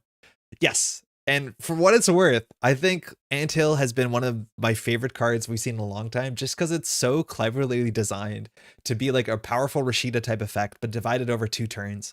So it matters that you run on turn 1. You can pressure it on turn 2. You can't really put it uniced because then like it's not Rashida, where if you don't run the uniced Rashida and asset spam, like obviously they pop off. Like it's just very, very clever. Whether it's good enough or not, that's another question. But like I agree to some parts of that. I think we need a Rashida type effect though. Otherwise we're going to be so far behind runners is my guess. Ain't no way there's an imp reprint. Hey, Dad, 2 credits for biggest subroutine though. Maybe if we had coffee. Yeah, if we had coffee and we have mantles. But I think the biggest thing is we need poison vials. We just need a bunch of poison vials. And then somehow you use your poison vial and you refill it endlessly with your flux capacitor, which is another installed program. And honestly, it's free. How about playing 3 copies of Consume to boost Maven? That doesn't work because they're face down. They're not programs. Polish, it's Pacek donut. Pacek donut. Yeah, these are like the same. I don't think you can see a Slovenian donut next to Polish donut and tell who's who. This is the same photo, I'm honestly pretty sure. They're the same. They're good. They're good. Oh, these have like a custard cream in them. That's not uncommon, but it's not the kind I'm used to growing up. I can't eat them tonight. I'm totally gonna just like ruin myself. My stomach has been pretty bad. If the Anarch Trash Nearprint is like an event or something, it's Jover for Audrey. Imagine having to restart your engine with eye for an eye. It's fun seeing exactly the same things we hear with different names. Wait, what are you talking about? Actually, the donuts? Hey, JD, cooking in the kitchen is a super fancy thing only Europeans can do. Oh, very good. Yes, that's true. That's true. That's true. Eggs, I can't afford such European luxuries. Ah, sorry, Tron. I need some levity today, that's for sure. It's been a bad day financially. Oh man. Sometimes meet Google. Placzek zboczeki? Kaj to? Placzek? Sometimes meat? I'm not happy Googling something that can sometimes be meat. Lamb, carrot, and lupini bean stew. Lupini is like broad bean, right? It looks good. It's a thick old crepe. It looks real fried though. Yeah, that looks like what Americans think European food looks like. So we're doing good here on stereotypes. This looks so fucking European.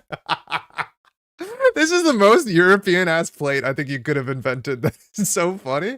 And I mean that kindly. I would have loved this. That's incredible. Lots of patchki in the grocery stores near Pittsburgh because there's a big population of Eastern European immigrants here. Yeah. Cooking stream when though? Michelle, woof. Take a lot of work to do that. I once tried to film a cooking show at like university television as a joke with a friend who is also we were doing comedy stuff together, and we ended up like unironically burning a soup, and it was awful, and the whole apartment stunk, and we were so embarrassed, and we destroyed the footage. We did not try to do it. We genuinely burned soup, which we thought was impossible. 4 ounces flour, half a pint of milk, 1 egg of whiskey. You've just made your crepes pancakes, a recipe I learned when I was 11 years old. Let's go. Except whatever a pint is. That sounds easy. Fire Senator loses labor rights, which is really big. Yeah, they'll just play Ashen. As a Brit, I got to rep golden syrup. I don't know what that is. Consumes are face up. They're just 0 MU programs. Wait, what? Consumes? Oh, consumes. I thought you said reboot. Sorry, Solomir. That makes way more sense. Yeah, it is 0. It's 5 influence, but you can get them on the table.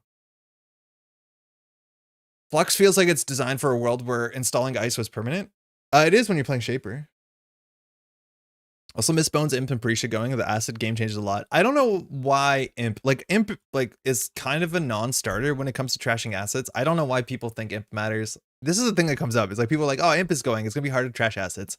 I think if you're trashing assets with Imp, things are going wrong. Like it's okay, you'll do it in a pinch, but things are going wrong. I do think Prisha going, not great. I think Miss Bones going, really not great. Scrubber going, kind of whatever. We technically still have Fencer Fleno. That's fine. We'll probably have something else. I'd be surprised. We also do have a Copulation. For what it's worth, Copulation is showing up in that Imp slot a bit more flexibly. It's still not perfect, but it's good. For all the people in chat being angry at me because they Imp assets all the time, I'm so sorry. But I don't think Imp is the way that you beat asset spam. Imp is the way you run HQ to trash their Oppo. Consume face down. Sorry, I thought it was reboot. I read that like reboot. These two cards are the same idea in the same world. Support Canada purchase maple syrup, CA, but I use Imp with alarm clock and Friday chip. Ashen is so much worse than labor rights though. Yeah, but what are you gonna do? Crushing to know that soup footage is lost to time, but catastrophic remake sounds like a big struggle. It was so bad. It was really, really bad. NSG trash costs have been historically a lot lower than FFG trash costs. Yes, but we're still going to see some weird ones that are like halfway there. Like, is Tranquility Home Grid just going to stick out like this weird artifact of 4 trash cost, the turn 1 asset you or upgrade you need to deal with? Like, that's a big ass number. That's an FFG ass number. And NSG, again, the numbers have come down. 2 cost, 1 cost. For what it's worth, 2. And I was considering doing like a video about this. But one of the biggest things about rotation is we're going to lose all the cards that if you don't run, you lose the game. This is huge. Well, it's not true. There's like maybe one sneaking through. But check this out. How many cards could the corporation install on the turn 1 in modern standard that if you don't run and trash it, you feel like you lose the game? How many different cards are there with that clause, right? Like Rashida is a big one. If there's a Rashida on the table and you don't deal with the Rashida, your win rate does have a pretty big impact. Did I say you lose the game? I don't know, but you definitely need to deal with a Rashida. Stegadon is still staying. Actually, that's a good answer. There's like 2 or 3. Okay. But there's a whole bunch of these that are part of the FFG card pool that are now going, right? Like obviously some of the busted ones are already banned, but like Sensi's Actor Union is the sort of card where if it fires, you lose the game. Right? Like it's really, really bad. You can't really let this fire. And again, I want to be very clear. I'm going to lose the game with a very, very, very big amount of like, it's doing a lot of heavy lifting. It's slightly ironic, but you know what I mean when I mean lose the game. Modernly, we have, what's the one where you look at the top 3 and you spend like 10 minutes doing it? Ares. Yeah, Ares is a really big one. If this gets scored on the table turn 1, you kind of lose the game. This is a problem. This is another one where this is on the table and scored out, you lose the game. And unfortunately, this one is staying. Federal fundraising. Yeah, federal fundraising, you can let fire. Like, I'd argue NEH come next year, you don't have to run the table because there's nothing they can seemingly do on turn one that you can't interact with. One of the big things with putting assets on the table is the corporation spends a click. Now you have to spend a click to run that. So you're already trading and then you have to spend money. So if the corporation just installs cards over and over and over again, you will lose that game if all you do is check every single card to some extent, because you have to run and pay money while they just have to put cards on the table. So technically it is in your best interest to not run anything, let them res and fire their shitty effect, and then based off what happens, then you can respond to it if you need to. I would rather save a click and let the federal fundraising fire once, is my guess. Now, there's still going to be cards in the format, like a Regolith mining license on certain turns have to go down. I think there's being a lot of cards getting called out. A lot of 3-1 agendas, unfortunately, fall in this camp. Like a Stegodon, if that goes through, like I want to concede the game because I don't want to play that game at NSG. Why does this exist? I think the false lead is also like a really problematic one. But it feels like the amount of cards where you have to deal with them on turn one has shrunk a lot since the last FFG like rotation and is going to shrink. It feels like a bit more, but maybe I'm just biased here.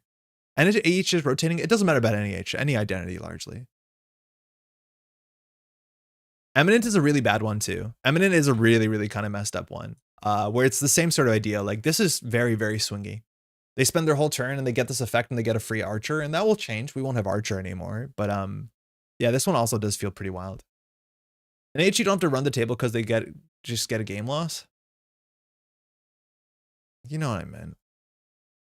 Once it been to the raw beetroot by a mistake as a child, naturally decided that no evidence can exist and ate the rest of it. Family still gets laughed out of it all these years later. It's good. It puts color in your face. I was given an apple when I was a kid for the first time. I was like, can I eat that apple? Because they always cut me apple slices because you're a damn kid, right? Like, why would they give you a full apple? And then they were like, yeah, we'll give you an apple. And I'm sitting there in my high chair and I'm working on this apple. And then I get to what turns out to be the core. I'm like, holy shit, this part sucks. This is awful. And I just eat all of it. And they come back and they're like, oh, you ate the whole thing. Where's the core? And I said, what's the core? And then they always still make fun of me. But like, you should make fun of yourself. I was a kid. I didn't know better. You gave me that. It was all, I like still have a memory of like eating through that apple and be like, this is not good, but this is what adults do. They eat the whole thing. To be fair, part of the issue with Sensi was it being played in CTM. Sure, but I think Sensi is just like a messed up. It just has messed up text. Like even if Sensi fired not in CTM, like you cannot let them draw 3 cards and add their worst card from hand, put it on the bottom of the deck, which functionally means if they don't shuffle again, 3 points are out of the game. Did you take any core damage from the apple? It's made me less picky as an eater, I think, but like that still does come up. I enjoy your beetroot. You rag on core damage decks? No, I enjoy core damage decks. Anyways, I don't know how much this is changing. I still think there's going to be some pain points. Maybe that's not totally correct. There's still going to be cards. But like, it's weird. Pad Campaign is one of the oldest cards, right? And this card was tempo negative on the turn as res. Tempo negativity of cards being resed came up in the last one of the last streams, right? They res the Pad Campaign, they're down a credit. This card is not credit positive until like turn 3, turn 4. So 4 cost was a lot, but you don't have to trash it immediately. And we've seen a lot of really bad assets that were not tempo positive. And now we're seeing assets that are slightly tempo positive, right? Like we're seeing this. You can let this fire once though, but then you have to deal with it. It's weird. It's like NSG wants them to be tempo positive, so installing feels good. Like we're not getting refuge campaigns, we're getting anthill excavations, but then you still need to deal with them after.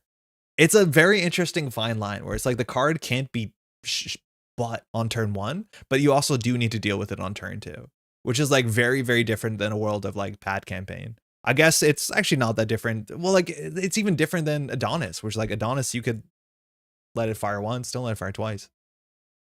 I eat the core most times. Roughage, bro, is awful. And like, I'll eat grape seeds. Like I'll eat some weird shit that's like fine for you. You're legally allowed to eat, but like the core tastes like shit. It's bad. I'm out of the woods. Literally my train has a Wi-Fi dead spot in the forest. Oh, that's okay. Welcome back. Don't apple cores have like cyanide? Apple seeds have a trace amount of cyanide, but not in a way that you have to worry about your kid eating it. You simply have more perseverance and fortitude than most adults and more free time. Legit, legit, legit. Thank you. Thank you. I'll take that. I'll take that. I'll take that. Suddenly ruler is real. All right, so today we're going to be doing some modernism type gameplay. This is an archetype that I don't feel great about because I think delivering a kill combo is very difficult when your kill combo requires the runner to have multiple tags and then of course you to have multiple pieces of meat damage. And despite me saying that, there was a couple decks that did well this weekend and I'll show you some of them. One of them is Nuvem, which is what I really wanted to play because it's been a while since I played Nuvem, and I want to play Nuvem in person. That seems really fun. This is from Harmonby, and it came third at the EMEA districts, making the top cut. Now this list went 3-2. Harmonby on the other side, I believe, played a girls version, a Nikiko, and that was, I think, did a bit better than this to get that sort of standing.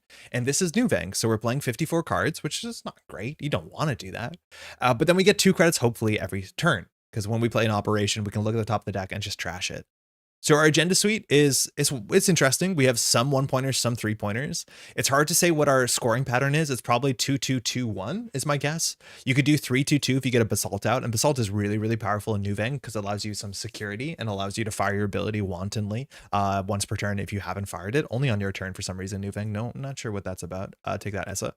And that's kind of cool. Our agendas are aggressive. We're Oaktown. We're rushing out and we're getting money and we're leveraging it. And how are we leveraging? Ideally, we've drawn to an Oppo research. We have 3 copies of these, so that's my frustration whenever I've played like Modernism Nuvem, is that you're just inconsistent in finding your pieces because you're playing a 54 card deck. For what it's worth, you can see this card on the top of the deck and not trash it, so that's nice. The runner can steal a Basalt Spire and then you'll get the Oppo back. There's some really nice built-in like security there, but generally if you're not firing Nuvem, why are you playing Nuvem? So if there's an Oppo on top of the deck, I probably still trash it. That's my guess going forward. I'm not 100% sure. Now our kill combo is just end the line. And if your opponent knows that, like, I don't know why they have to be afraid of this. Your opponent having 2 copies of End the Line and you floating 2 tags in a 54 card deck seems really, really difficult. Now, this list does have Force Connection, which is kind of cool. It's a nice little ambush. It doesn't fire from archives. But if you just treat this like a snare and make it trace 7, the runner still probably can't afford to pay 7 for this. Technically, removing 2 tags generally costs them about 6 to 7 credits, considering it costs clicks and credits. So 7 is honestly sometimes market rate. And if they have 2 tags later on, as long as you have 2 copies of End the Line or 1 Basalt Spire and 1 End the Line, that's where you can leverage things out. Now, we have a bit of interesting ice. Stavka's probably a good surprise here. I don't know what sentries we're playing around. I think I'd expect Hammer, and I think Hammer showed up in Seb K's list, which makes sense. It gives tags as well. On the tag slot, we have Sarevna, and Sarevna also works really well. We get to draw cards, which is nice. We get to do net damage, which gets cards out of their hand, which is nice, and we give the runner a tag. It's everything we want a sentry to do in this list, considering our game plan. We have hard end the runs, as you'd expect. Only 2 border controls. We have 2 log jams, which scales relatively well with Nuvem, as much as the cards have to be face up, so there's a bit of an issue there.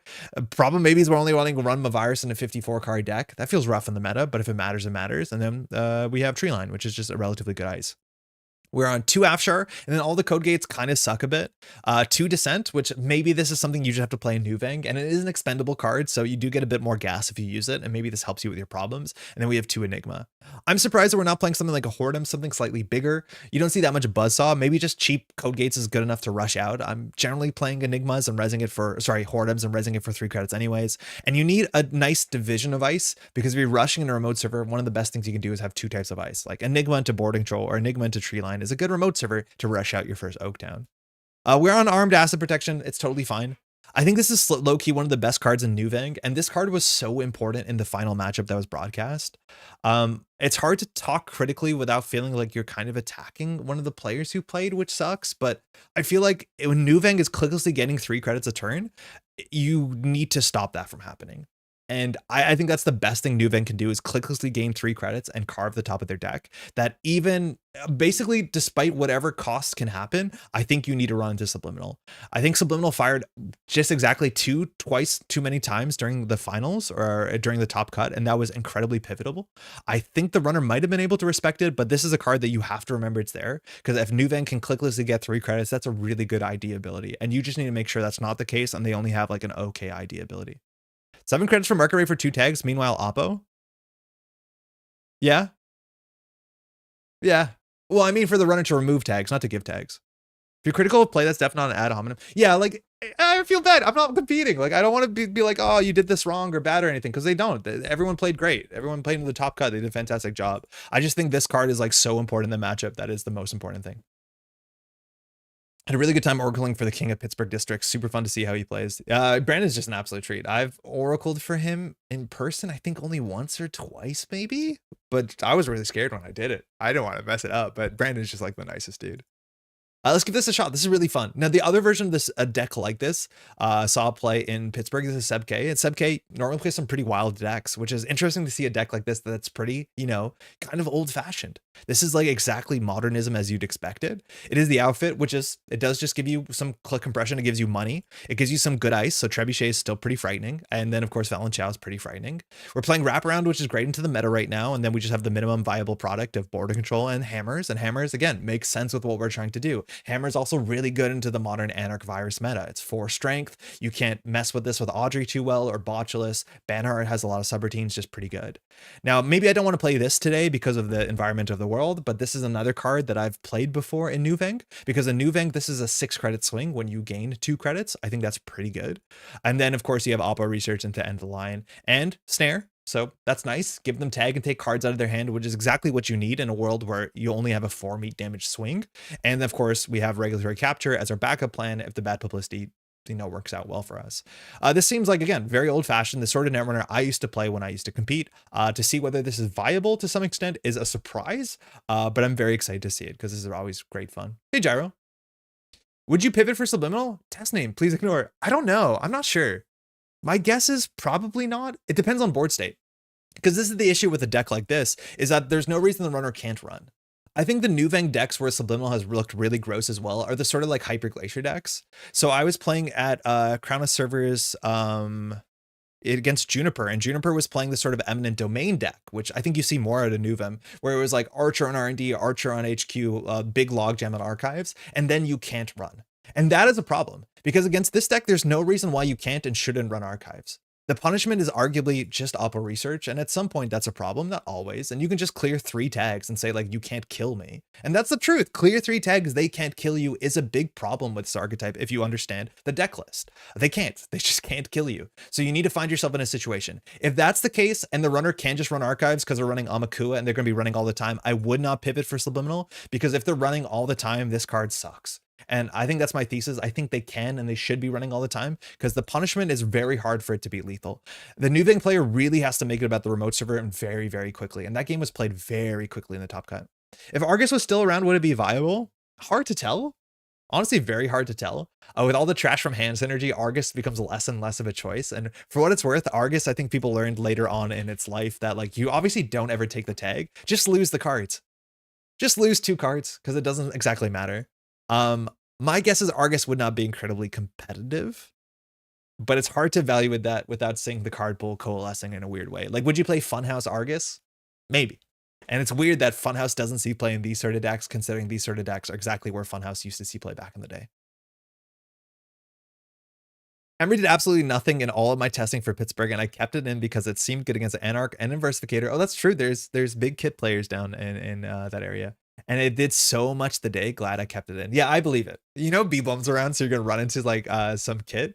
But I can see Hammer. Like, anytime I've played Hammer, it's just been messed up. It's 3 subroutines. It eats Amakua. It eats boomerangs. It eats botuluses. Like, it just messes up everyone in kind of the way you want. Pivot for Subliminal sounds like it's almost always the wrong line. I would be very surprised if it's the right line, particularly because they can probably just make a successful run. Hammer's very juicy. Yeah, Hammer's very, very, very good. I'm excited to play this. 54 cards. We'll just try and be as fast as loose as possible. And of course, we have 1 Audacity, which is the way that we can close the game out if we end up on the 5-point problem. Keep in mind, we only have 2 hostiles. That is very much worth tracking. So the opponent never knows if you're on 2 or 3. So if we're on 6 points, we know how valuable that Atlas token is for us. Investigator feels like it would be fun with Dow Hermes, but it's expensive. It is expensive. It might be overkill with Dow. I'm not 100% sure. But I have played like vanishingly few Inversificator games for how cool the card is. Actually, remember you have food in the oven. Jet Armed Acid Protection is a good card. We have 3 of them. Actually, wait, we have 3. What are you talking about? What do you have, actually? What are you cooking, Court?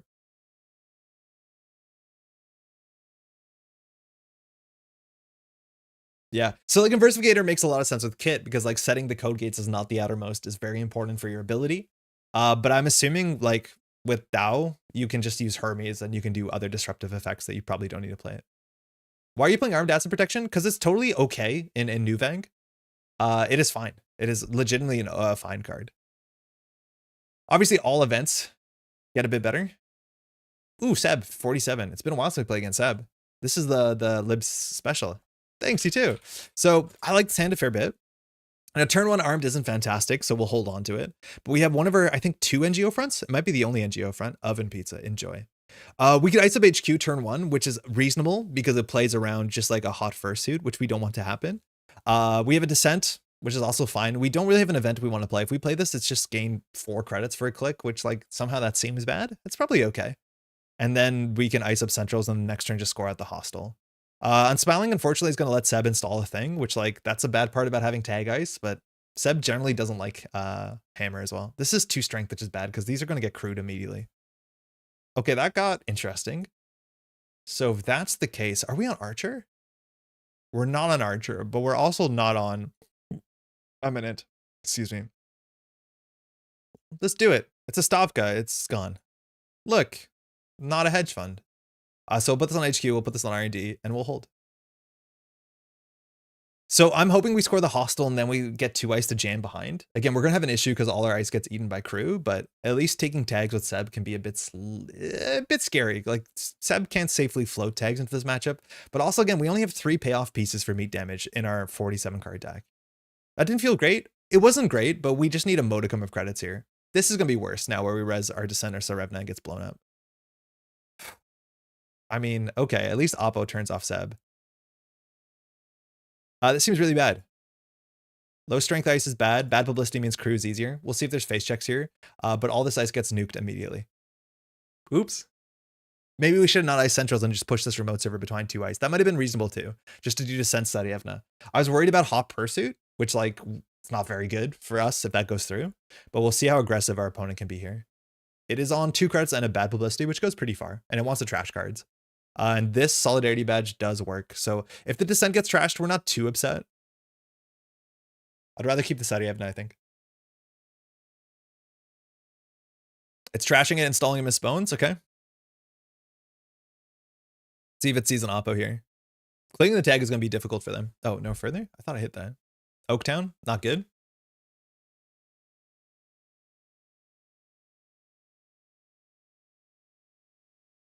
Simply don't ice R&D. What's the runner going to do? Steal 7 points? Stargate? Not real? Yeah, so the thing is, like, sometimes with Nuveng, if you've seen a gen on top of the deck, you have to, like, figure out what your plan is. Okay. This is bad. Now, they're 2 tags in, but they're on 4 cards. Yeah, this is so bad. This is so bad. Okay, ooh, imagine them not running every turn. So we want to play this now because we can have an impact on the top of the deck. So we don't want that. So that's why you play this. But again, playing Subliminal Click 1 is wrong, but unfortunately Nuveng gets right half the time. We'll just put this on the table. I don't want to trash the Mistbones. They have to clear 2 tags. They'll draw a card. They actually might clear a tag with a badge. I'm not sure. I don't know what our ice per deck ratio is. This is ugly because we're resing into an open HQ, but luckily this is pretty good for us. So if we Spin Doctor here, we can put ice back into our deck. I think that's worth it. Obviously, they trash this for free, let alone bad publicity. But I want the Stavka being 7 strength can matter, and I'll take the Descent because just a little cheap and the run is good. We want to keep face-ups in the bin for obvious reasons, and Manuel is going HQ here. Okay, Force Connection. This is weird that this is maybe worth tracing into because Seb doesn't have text if you're tagged. So I do trace 6. They pay bad publicity plus 5. Yeah, I think we can afford 6 here. Now they know floating tags is a problem. We're not on threat 3, but we still have to trash a card from hand with Seb because of Manuel. And we should never get the Subliminal back. Are we trust hopping? No, Alex. We're not trust hopping. This is a Harbin Bees list from EMEA. Paid 6. Okay, doesn't want to take the tag.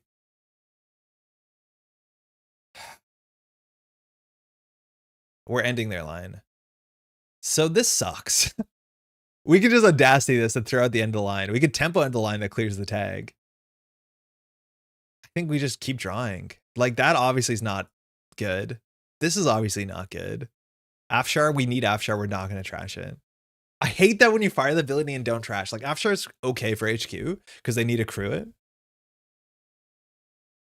They can get a tag here. Like, a hot fursuit would be bad because then they see 2 cards. Again, I want to see how much ice do we have compared to our deck size. So we're on 17 ice and 54 cards. That's actually not that bad at all. It's like not mid-range Glacier. Oh, that's bad for us. Ah. So they're going to see 3 cards. Oh, we're so cooked. Oh, we're so cooked. This is so bad. Cool. Why not oppa them last turn? It just gives 2 tags. It's not super worth it. Like, they're going to trash stuff again. They got a crew down, so this Afshard doesn't do shit. No oppo. I don't think the oppo matters. It's just padding in hand. Right? Like, if they clear the tag, that's fine. The oppo's always going to be relevant. It makes their text not relevant, and it means now if we oppo them, they can't, like, run archives. But, like, I don't think it was a good oppo there. It's not a great value. Now we can value oppo for 7, which technically is 5. That might be fine. Like, here, I think we can put Afshar on HQ value oppo. But it's still a... Oppo turns off an eye for an eye. Yeah, it does. I wasn't expecting that. Probably should have. Mind you, they've only drawn through 15 cards. I don't know how many of those they have. I think we're going to value Oppo now and just give them and say that you don't have a value text. Basalt Spire. This is the worst part about Nuvem, when you see the 3-pointer on top of the deck and you're like, I can't trash that. Is trashing crew worth it? We have to discard a card from our hand. It might be, but we have to discard a card from our hand.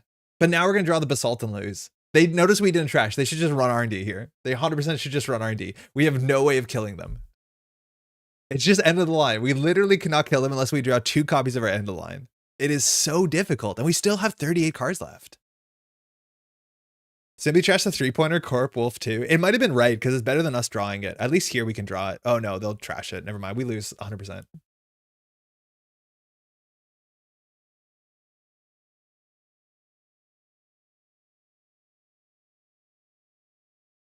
What a game. What a game.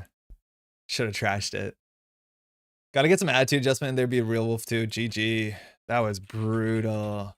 Oh my god. Yeah, maybe we should have some sort of bin stuff like genotyping, but like attitude adjustment so we can just like do that sort of stuff. Really good when it works out. Score Basalt Spire, you only need to draw 1 end of the line. Yeah, we're working on it. We'll put it behind our other ice. When I play Nuvem, I simply trash everything and manifest drawing spin. Yeah, we're 1 spin through, but on game point, you can't really do that. You have to be worried about... Oh, they're gone. But like, it has to be worried about us drawing 2 end of the lines. The chance of that happening is really low. Like in a 59 card draw, doing 2 end of lines, like in this deck, it's not going to happen for the next, like, you know, it's hard. It's really, really hard out there. Let's try another one. Obviously a bit of a weird matchup, like you take tags, but also you have disruption and ice destruction and all the bad stuff. But I wonder if we should just like ice the remote server and say HQ is open and not care. Pivots would be copies 4 to 6 potentially. Yeah, but then it's only good if you're on threat and then your deck is just worse overall. I think you have to double bluff there a bit. Surely you wouldn't throw out the game in the trash. I think that's right, Passive. I think we have to be like, we have to know like emotionally going into it that if we see a 5-3, we're just going to trash it. Because as soon as we don't trash it, something's up. CTZ. All right, Zaya. Okay, so against Zaya, 40 cards. We're going to have to ice up HQ. Yo. I like this hand enough. Even taking too long about it. Yeah, exactly. I think you need to know what you're going to do on any circumstance. Okay, so Zaya's going to face check everything. I don't mind Enigma on HQ. Descent on RD is fine. Tree line for remote servers probably will end up. I don't know what to do with this hand. We'll start with the hedge fund. It's a plan again. We can trash that. That's fine. Draw 3 is good though. And then we'll just put this on RD for net. It's not it. It's funny how sometimes actually preemptively icing archives can't be correct. You get a little 3-second timer and always wait. Never snap decide. Oh, that's true, Alex. Maybe you should always just be deciding. Okay, diversion. So we can deaden this boomerang. So I don't think we res here. I think we just lose 5. Otherwise we lose 8 and we can eat this boomerang. Zaya will definitely run back for at least a single. It's a 1 and 3.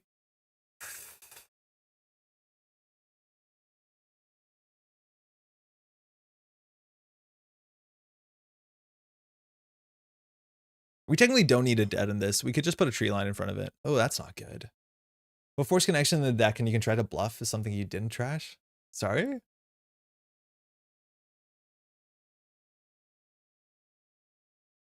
So if we ice up this HQ, the Enigma will be here. It'll eat the boomerang for now. So we probably can draw for an operation. Okay, that's nice to have. We didn't see any multi-access. This will put us down on 5 credits. We click for 6. Our ability is fired once.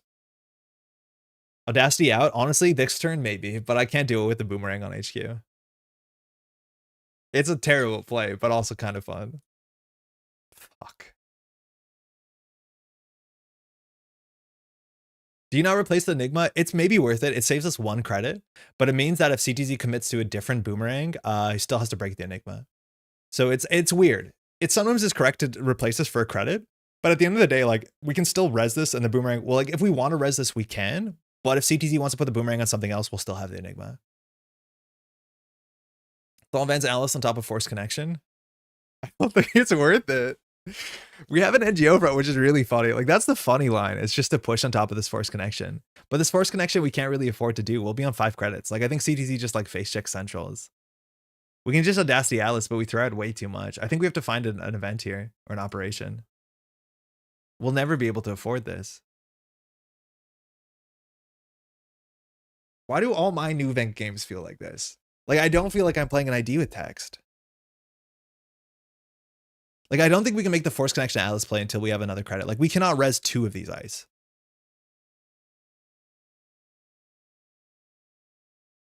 Yeah, this will put Force behind.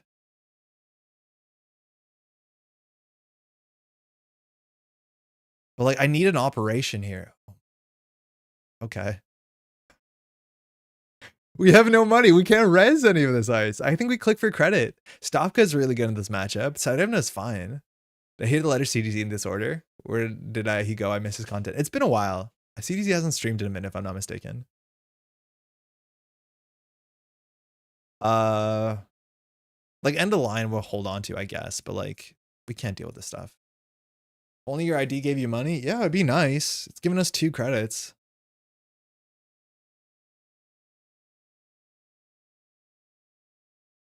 Oh, whoa. What's going on here?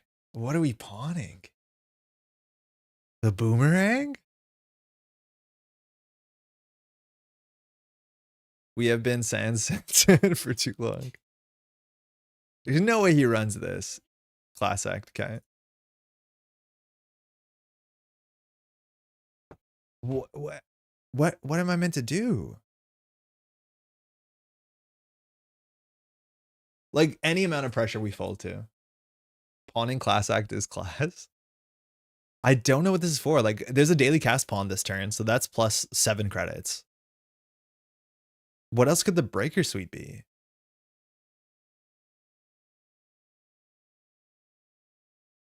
What is the event count in this deck? We're on 16 events, so as much as ice, just about, but we've only drawn ice. Wonder what he's pawning. Interesting. So even if you face check this, like, we're barely able to score out, let alone an Alice will counter. Oh, that's fun. That's cool. Oh, that's bad for us.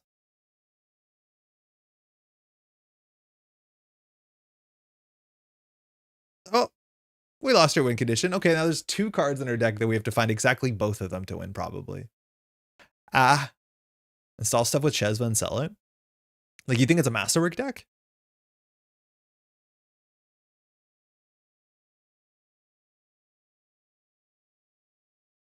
All right, is he going to see everything? He might. We've drawn through a lot of cards. Yeah, he's going to get an Alice here. That won't matter if you Audacity for Alice counters at least. Yeah, well, it depends on what we draw, and we gain 2 credits. So yeah, we might just bin our hand here. So I gained 3 credits on that. That feels pretty good.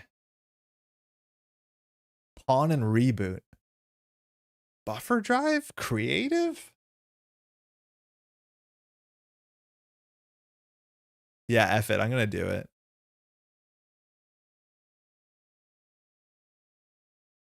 Rashida? Yeah, she's gone. All right, we have an Alice counter. We're in top deck mode. We're playing Hearthstone out here. So still, with a single Alice token, we have to get our way to give tags. CTZ has to not be able to clear 3 of the tags, and we still have to do double end the line. Like, it's just so ambitious. Like, modernism is so hard. Okay. We did throw out our Stavka, unfortunately. Credit boss is scoring. Okay, all the breakers are here. So the Stavka is the good one. Luckily, unfortunately, this breaks everything. Maybe we'll get lucky and we'll install rogue trading. Checking archives. This actually makes us more powerful because it flips up all the cards for tree line and for armed asset. Or for logjam, excuse me, an armed asset. So border control into logjam. Logjam probably has a lot of counters. Probably. How do you think I am? GLC was a real hotbed of Thursday talk today. Sorry? Super not. All right. How old do you think I am? I'm not sure. I don't know what you're talking about. I don't know what's going on. I have no idea of your age. It says 26. I'll say 26. But at some point you made that account in the past, so probably 29. Mystic left. That seems good for us.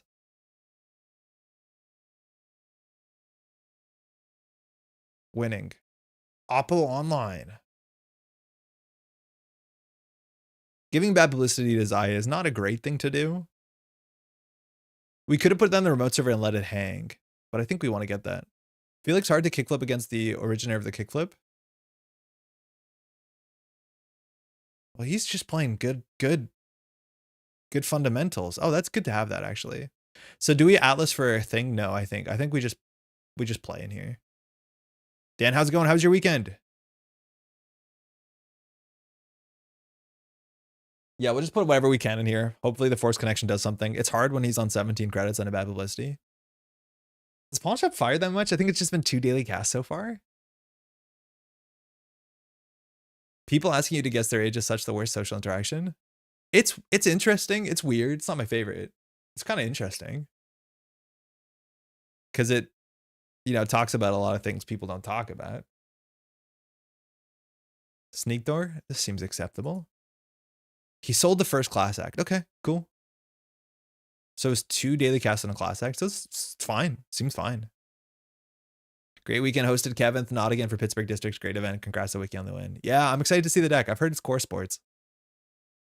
Kevin also top cut is sick. Taya top cut. Okay, yeah. That's very CTZ coded. So if we res Descent, it gets broken for free, but we also get a res Descent, which means we have its text and it's not returned to hand. I think we don't res this. If this was a Stavka, we would win the game. It's weird how that is sometimes. We could res the Spin Doctor. I don't think we have to. Do we res the Spin Doctor? No, I'd rather have CTZ run it and find the force connection.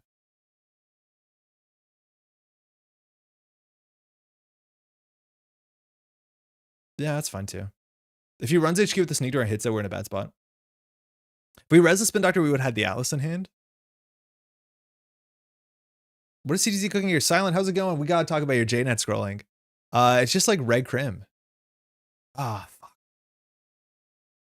HQ is a liability. Yeah, I don't want to draw into an open HQ, but now all these cards are known. So he knows we have a Stavka.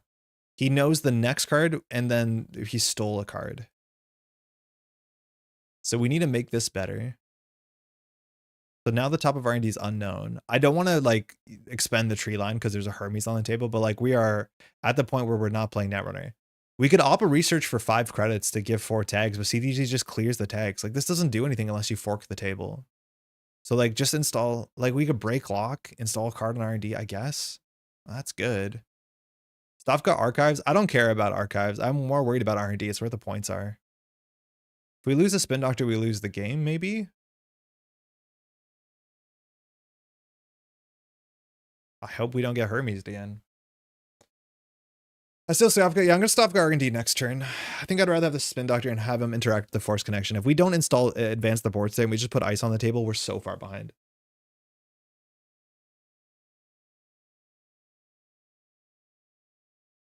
This is not good. Like, I don't feel like I have an identity box. I feel like our opponent has to hear massively misplay into our ability for it to be relevant. Seems like he's happy running centrals, and like with 2 Maker's Eyes, why not? How much influence have we seen? I think we've seen most of it. We've seen Mystic, which is 2 Maker's Eye, that's 4, 6. Creative, 7, 8, creative 9, 10, Aesop's 11, 12. So there's not that much more. I'm not going to res here. Doesn't help the ice isn't hugely taxing. No. The only taxing ice in the deck is, I think, the Logjam. We could res this. We don't have to. It could break lock. I don't know. It might be right to res it there. But the thing is, like, he still has 3 clicks with Sneak Door. Oh, he's on Buffer Drive as well, which is another influence. Okay, so we know the top of R&D is safe. So now he might have to interact with Server 1.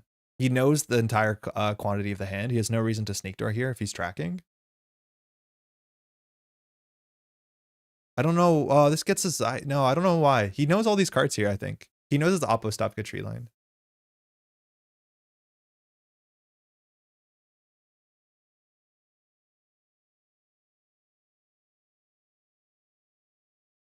So maybe our line is Audacity twice.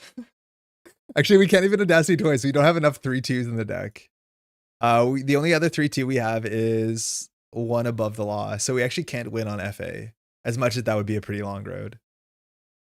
Because all the 3-2s are out besides 1. Pinhole. Okay, cool. So if we res the Spin Doctor, we can force the forced connection. The problem is the credits are not going to be advantageous for us. But if we crack the spin, he has to touch the forced. I think that's kind of fun. So we'll bring the Spin Doctor back, and I think it's either the end of the line or the Audacity. I think the end of the line is more important considering that's the only way we can win. So I would wait to ask before do you access. And so he has to access this. We only have 1 more hostile, Alex. So we can spend all our money to make this unbeatable, but obviously that's not great. So unfortunately, he has no link, but he has 1 bad publicity. So if we pay nothing, he loses 2 credits. If this is... have some amount of money I thought was reasonable. I have done no math whatsoever. He knows we have Rashida in hand. Maybe we underpaid there. Maybe we should pay because his money is drying up. But he still has to pay 7. It feels okay. Yeah, making him poor is good into Oppo. We probably could have paid a bit more there because we can bounce back relatively quickly. Like 1 armed acid protection is like 17 credits. Yeah, we probably should have paid a bit more. There's no way. He was accessing last click, yeah, but that interaction is pretty cursed. Oh, he doesn't trash the forced, which is cool. So that plays around Oppo. That means we have a window here to do install advance. You can't bounce Oaktown, and he has to beat border control logjam. Yeah, we probably should have paid a bit more.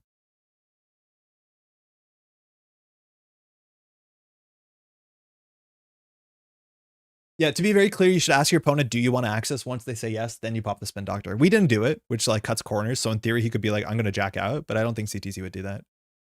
I know CTC wouldn't do that, but you just want to make sure that they committed to the access, and then you pop the spin.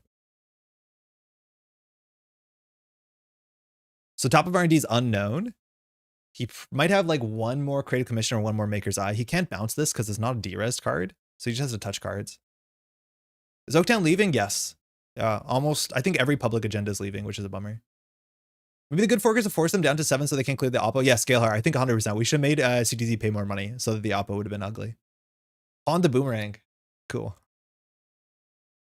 So now we can jam Oaktown and push the Rashida, which like without the Audacity in the bin, it's still super unlikely it matters. But like a single 5-3 is going to be a problem. You can just wait for the text block confirmation. I always ask. I'm pretty sure CTZ hit the box, but I don't know if you can tell if I guess you can read the chat log to see if your opponent did it or not. CTC knows we have a Stavka as well, so we can like Oaktown Stavka R&D, or we can do Oaktown Jam Rashida, and then he probably has to interact either on R&D or on server 1. We have 2 Basalt Spires, so excuse me, didn't mean to open that tab. So it's like there's a chance we just lose.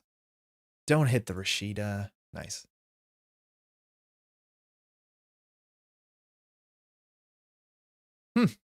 That could be better than the Rashida.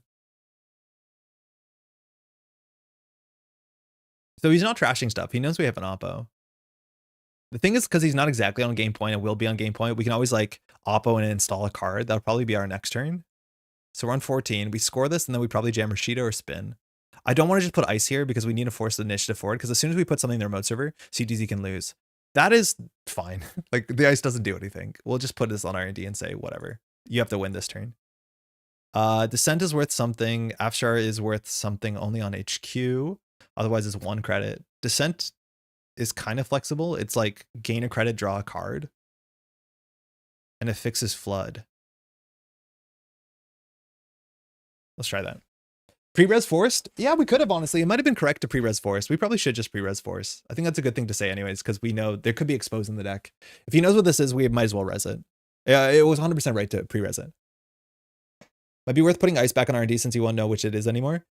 The only thing that he has to worry about is Stavka. At this point, he definitely has another boomerang in hand, so I don't expect him to face check unless he has his killer or unless he boomerangs. So the Stavka on R&D is not going to do much. It'll just trade a click for a click. Here we have to basically say you have to get lucky off of Hermes or we could win in the remote server. And so if he whiffs off of R&D, he has to run server 1, and then we can maybe do something with the force connection depending on credit totals. That's the best line we have here. But like at this point with 11 cards in the stack, we've seen one boomerang. He definitely has a boomerang or his killer. He doesn't need to make a risky face check. The Stavka won't do anything. What does a modernism mean in the context? Where does it come from? Ashen. Okay, that was the last points. That's frightening. He lost a pinhole and a boomerang. So super modernism is this old archetype from like 2014 Netrunner. You can find articles about it on wikis. And basically it is this sort of fork between like rushing out and scoring, trashing programs, and damage. Where does the name come from? It's from Martin Presley and David Sutcliffe. I don't know if it's a reference to like an old Magic deck. Oh, fuck. Cold open Ashen, bet the chat is in arms about that one. So we can always grab an agenda to our hand here. Into the sneak door, it's not fantastic. We could pre-res the Rashida, but we just need this to whiff, and then CTC feels like he has to run this. That's our only line.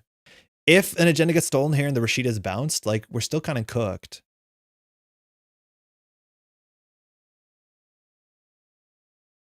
I think we just have to hope. I'm okay with hoping. There's two Ashens, or sorry, two big old 5/3s. I think we're okay. I think you pre-res. No, I think we need him to whiff here and have to run server 1 so force connection does something. Because now he thinks he loses. So now he has to run server 1. Which means he has to risk Stavka in theory, which we don't have. And Rashida's just going to break lock anyways. So I don't think we res.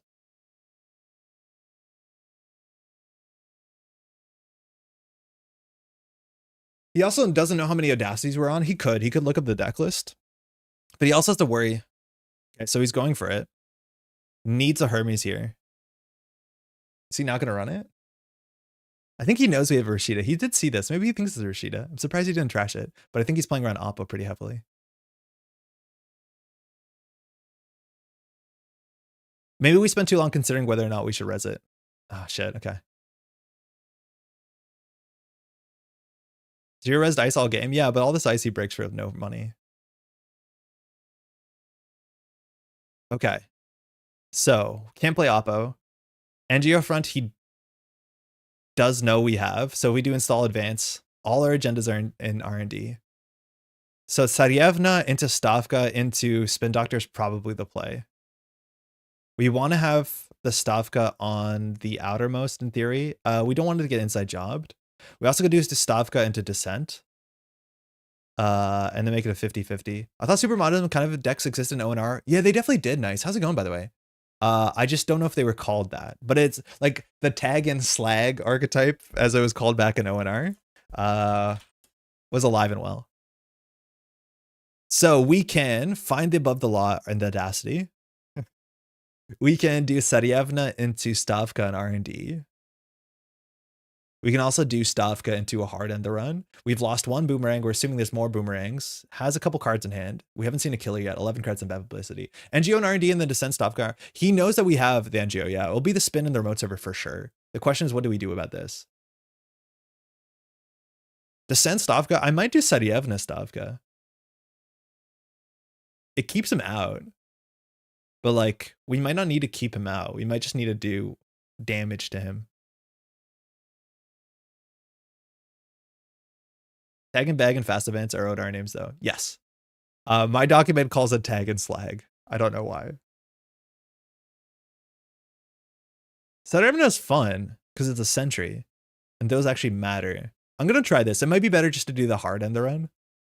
He should know we have both of these cards here and he knows we have an NGO front, but he doesn't know. I don't know if he knows we have a Spin Doctor. It's hard to track. I'll throw out a tree line. We definitely want to keep an NGO front. You don't want to end the run? We could. We definitely could. maybe we'll feel bad when it gets ruined, but like at least Saryevna does something if he installs a killer here. Pawn the class act. Super cool. Tag and slag, so good. It's what it was called. Fast advancement. They didn't have time to say fast advance. Well, they had way too much time. Run R&D 3 times win? Could be. He shouldn't have seen spin from the top. I think he did. I think it was the turn ago, if I'm not mistaken.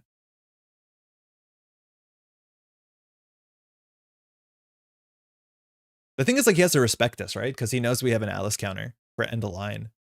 But it's still rough. But these are, like, very relevant subroutines.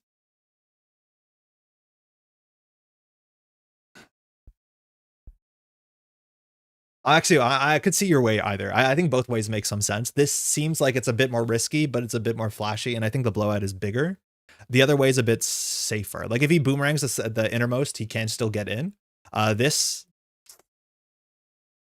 mixed bag. With Nuvem wasn't side specific on the trash reward. I know, me too. I wish it was like just gross into S for no reason.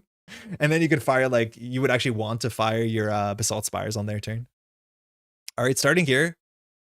NGO front, fuck. Now, if he trashes that, he like has to turn on Oppo. Not trashing it again. There's some respect here. And now we know that he knows, so we can install advance and agenda potentially. Of course he can get in. We don't know. Like, he did do a weird Ashen. It was a tempo Ashen technically, but like he might not have his killer. Feel like there's no value to sneak door run. It gets a bit of information, but in theory, he should know every card in hand. I think he knows every card in hand. But it's also just a click for credit, right? With Zaya, unless he's counting on central. So like that is a better click than credit for credit. Unless he's worried about snare. Or force connection in HQ. There's a Carmen. Okay, it's still money. So I'm glad we didn't go Stavka into Descent. I think this is going to be a bit more impactful. But now the Stavka respect. Is the line Oaktown spin 2x Audacity somehow? No, our line is probably spin back the Audacity and try and draw the above the law. Because you can't 2x Audacity because the first Audacity trashes the second one, right? And then if you do the first Audacity, you don't have enough cards in hand, so you can't even play functionally. Second Audacity, you grab with Atlas because you need cards in hand. So we could do an above the law to win. Or we can bury him underground with tags and damage, which that seems like a longer road. So we'll probably have to like let him score 1 and then push a window. Okay, 10 credits. What does it cost to trash a Stavka?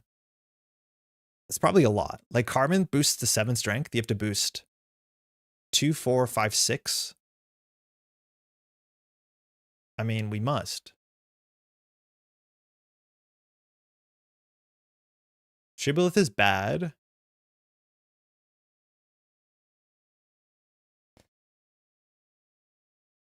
So double Stavka is like a bit of a blowout.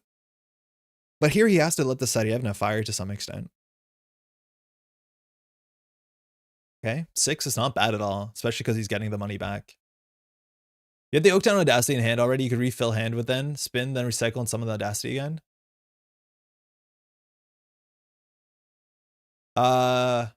Yeah, you're right. We could do something weird. Has 4 credits. No whammies, only tree line. So Carmen doesn't have to boost, but there's going to be slight whammies or double Stavka. Yeah, double Stavka would be stick. So we'll res the Saryevna. So either CTZ can break all of this for 3 credits, or we can give CTZ some credits. So have some credits. And so now we're going to have the Saryevna here. So Cortez can only break 1 of these. So tuna damage might be a non-starter. Everyone's credits are low. We have 2 credits for NGO front next turn. In Oppo research, we might just do a tempo small Oppo and jam the NGO or something. Got a move to encounter? Oh, fuck off. Yeah, good catch, Cody. Maybe.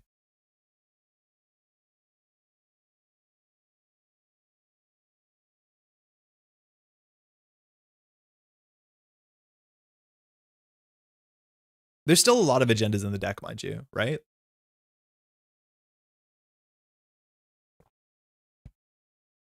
So the question is, which do you break and which do you not break? You may draw 2 cards. Oh, so cool. Fire. Oh, so we can still lose to this. We trashed a pinhole. That's huge. A doof. That's nice. Cortez, CTC has a tag. So now before we access, do we res a spin doctor? There's just a chance we lose to this. It's only a single access though, so whatever. Ah, it's bad. We're gonna bounce a spinny. Yeah, bounce the spinny. Clear the tag. Okay, we have to just do tempo oppo. Ooh! Nuvem is technically not once per turn. It is slightly once per turn. The fans. So this server is now a lot cheaper to run, especially if you don't care about these subroutines. Public trail, wouldn't kill. We can do subliminal for the start. Then we can see what's happening. Then do NGO front, advance oppo. We can also do spin doctor, credit oppo. That might be fine. I think we always start with this. It's a hostile takeover on the top of the deck. Fucking Nuveng, you're the worst. All right, so it's probably going to be a spin doctor, it seems. So then we have to do the oppo. We still don't have enough. Like, CTZ can just draw up. So we have to put the win in the remote server. So that means we can do spin doctor in the remote server, which we have to do. Then we can do install NGO front credit. We could dissent technically, but spin doctor always goes in remote server.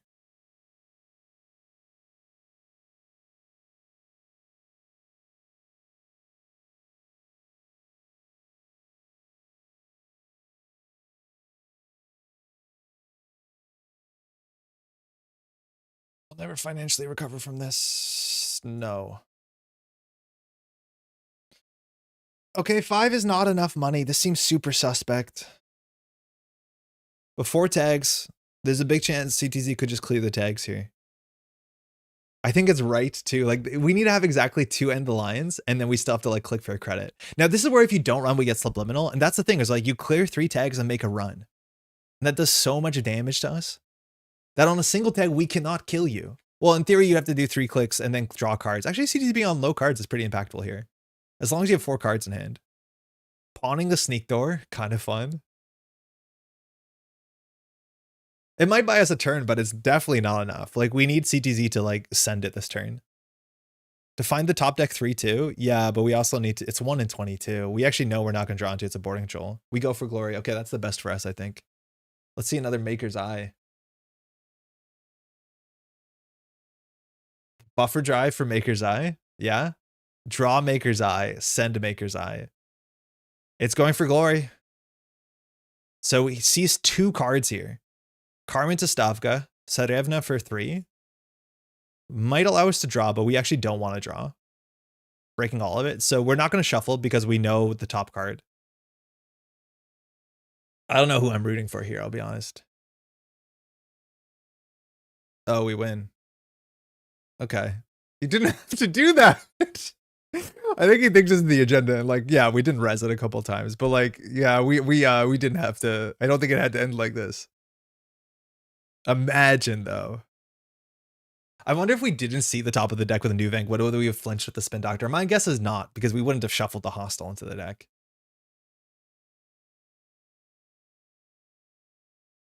So I don't think there's a line here that wins. For the runner with 1 click left. Install Classic. Oh yeah, install Classic is pretty good actually. Yeah, we can draw 1 end line here. Okay, run HQ, that's fine. But yeah, Classic would be annoying. I think there's 2 Classics out. Oh, just 1.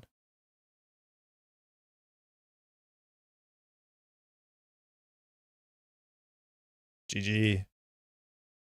Ah! What is this? Help! I'm in the mainframe! Get me out! CTZ, I'm stuck in the mainframe! No! Help? I've been pulled into the Netrunner. This is like my search history. This is not good. Andre ran HQ. What button gets me in here? Oh, it's the process manager. I figured it out. Okay. Hold on. Okay, we're back in. GG. That was tight. Yeah, that was. Oof.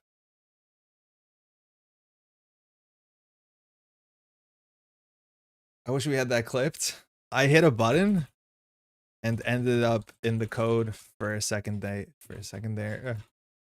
Thanks. Thanks, you too, man.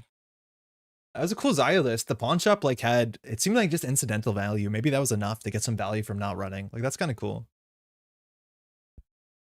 Oh man, that's how you hack the system. What happened? What did CTZ do? He threw us into the code. I want to help CTZ. I'm stuck in the mainframe. It's like an after clip that's played at the end of each stream. What was the top of the deck? Trash Descent. So it was Descent, it was Border Control, and 2 a hedge fund. Okay. So luckily our Basalt Spires, like there was only 4 agendas in the deck at the bottom. Weird. Super weird thing. Yeah, if CTZ didn't want to do the flashy thing, I think he could have cleared the tags and then we still genuinely have a hard time like closing the game out. Because this is not the agenda. That's the fork, right? Like it's the assumption that this is the agenda. But you could probably do like click 1, run this. Oh no, you can't because you have 2 cards in hand. That's where the Serevna really matters. Because if you don't have enough cards in hand, if you're on 4 cards in hand, you can float a tag. But if you're less than 4 cards, especially with the Atlas token, you can't. How often did Nuvem fire? I feel like 4 times. Is that enough? Is that enough to play a 54 card deck? I need the Nuvem technology where we track on the side of the camera how many times it's fired.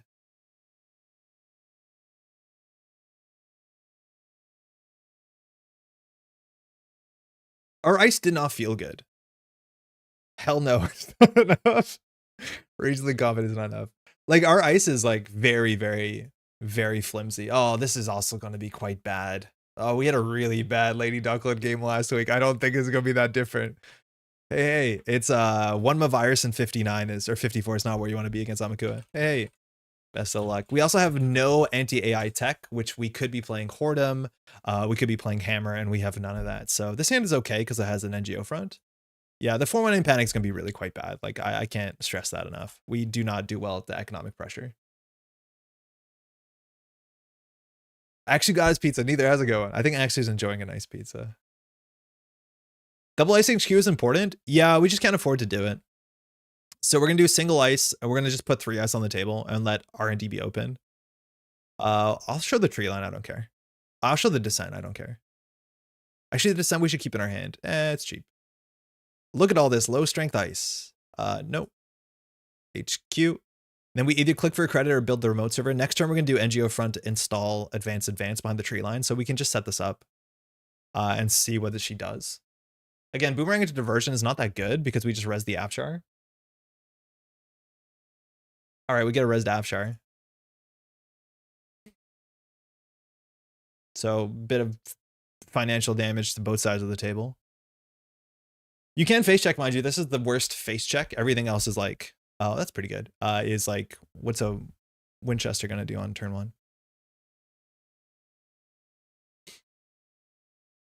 What is she installing here? Class Act? Cradle? You break this for 3? I am not concerned.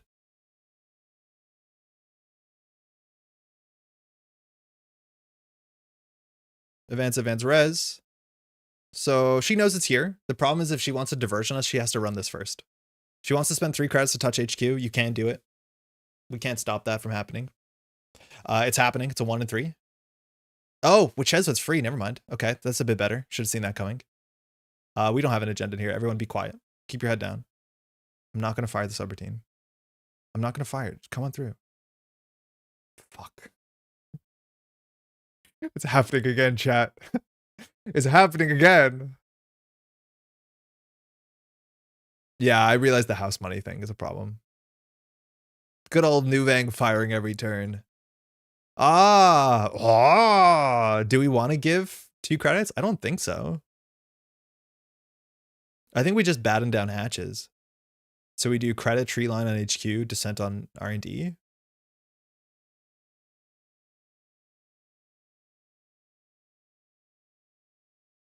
In this order. No Amakua yet.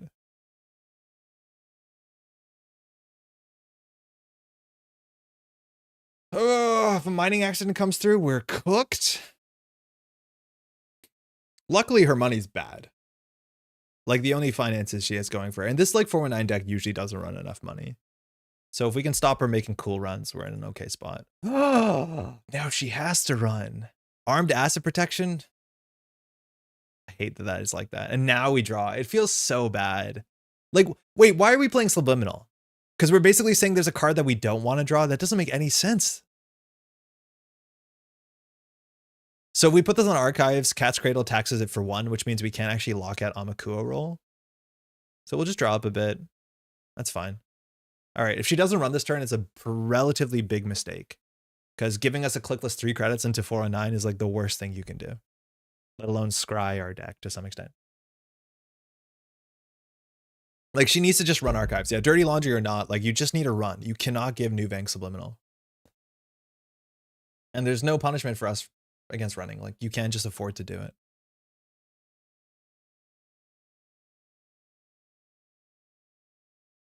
Okay. Aya. So we'll get you some Chesva dollars, which is nice. I think you'd like a class act here. Let's see Namakua, maybe. Yeah, it's not good for us. It gets a counter, which is like such a cursed interaction. All right. So finances are not good. Now, what's it going to take for us to score on a remote server? Like, we have to beat Boomerang, we have to beat Inside Job. Obviously, there's a lot of things that we just have to beat. We need to put ice on archives so that Amakua can't get big. Unfortunately, we don't have good options here. Play Trojan Horse like effects for punishing accessing cards. I mean, you can. I'm not a big fan of Trojan Horse in general or Escape Net. Like, that just seems like the worst Netrunner timeline we could invent. Oh, you touched my card, I'm going to leverage credits to destroy your board. Like, I feel like the game should be a bit more interesting than that. So unfortunately here, we have to just ice up everything, and we can't because we have so much low strength ice that you can get through with Cat's Cradle. So I don't know how to get out of this. We just basically have to hope that her money's bad and we can get her with Oppo. Yeah, we'll pay credit. We technically have 12 credits. Like, we have the NGO front money, which is big. We have to make sure that we pop this before she accesses the card, because she could very well hit us with a reprise and lose the NGO front, and it will be devastating. So sooner than later, we should touch the NGO front if she's touching centrals. Not that it plays around Hermes, but she's 100% on reprise, and we can't get the NGO front reprised. We'll lose on the spot. We'll like shame concede. We'll shame concede if we lose the reprise. All right, this access on HQ is a 1 in 5 chance. We need to get our ice rezzed. Unfortunately, this is what it is. We get credit back, which is nice. And we deny credits from Bravado. That could have been a Stavka. People aren't respecting Stavka. Like, Stavka would be game warping. The problem is it's 2 in 54. So I feel rough. It feels rough. Dirty Laundry. Oh, actually, this is good. Nope. This has some good text on it. So we got, a reprise and a Chesva. Those are really good hits, mind you. Draw 2 cards. Do we want to draw cards here? Honestly, I don't know if we do. She clears the tag last click. She's on 8, I think, if I did the math right. Are you on red CVS? Yes, 1. Subliminal gets free ID trigger. Yep. Unfortunately, she's going to run every single turn. No surprise. Yeah, we'll draw cards. We can discard cards. We might not have wanted to draw cards, it turns out. All right. Gotta ice up every server. Yay. Because we're on 1 CVS. Armed Asset. Seeds a hedge fund. Trash hedge fund? No. I'd rather play hedge fund. Descent is actually something we want to res. So I think we just put this on R&D. The issue is that we have to res literally every single card to keep her out.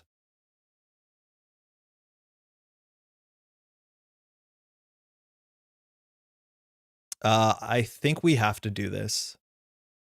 And then we hedge fund next turn, and then we purge eventually. We need to keep our money up for the Oppo.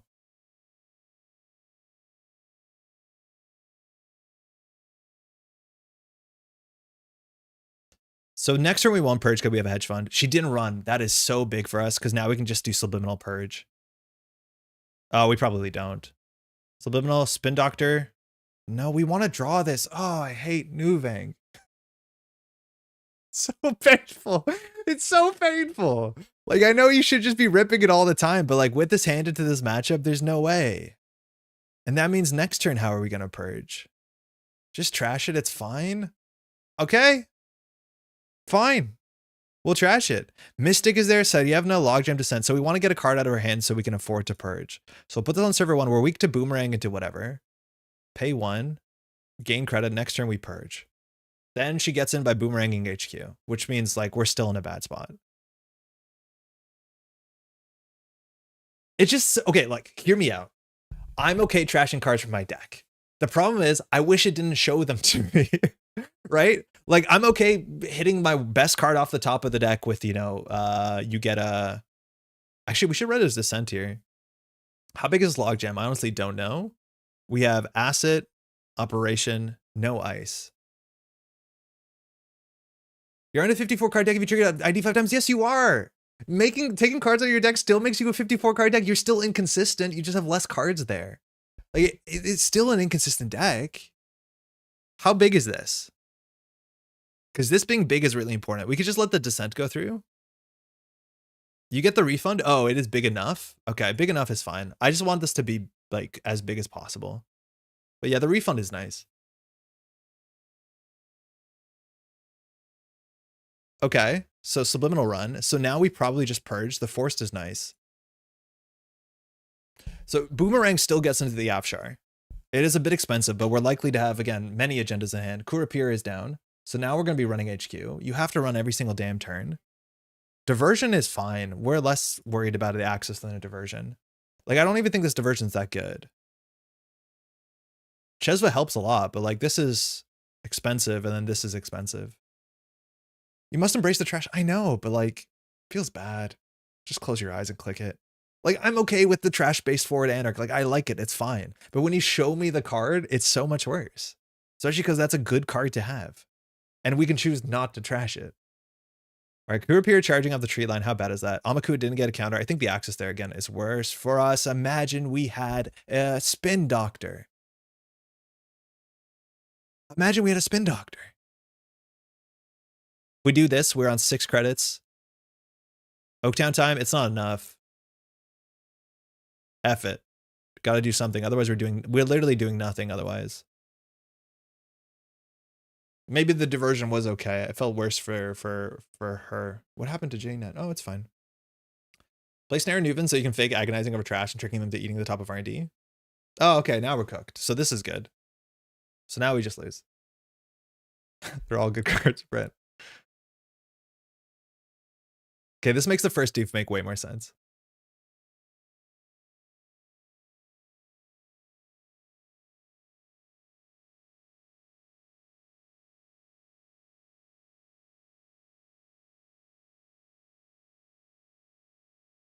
Install Carmen? Okay. You can do that after. Why not? You don't forget. All right. Things are going well. Actually, that actually helps us a heck of a lot. We're credit short. Expend. Basalt. We drew more agendas. Basalt.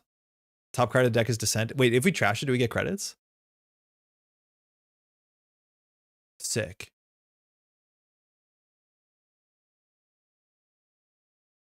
Like, we could do a mini Oppo, I guess, but we've already Nuvem'd once this turn. I hate this so much. Oh, the question is, when's the last time I played Nuveng? The other corp abilities do more. I don't know. I don't like being in this negativity hole. Help someone help me. Okay, so this charges Kurapira. Still costs a fair bit. Hear me out, 2 credits. Yeah. Yeah, it's like the tail loop. It requires a lot for it to line up. And when it doesn't, it's frustrating. I feel like the more I play Netrunner, my tolerance of getting into board states where I can't feel like I have agency, that tolerance shrinks. As I get older, the tolerance of being in board states where I don't make decisions just shrinks and shrinks and shrinks and shrinks and shrinks.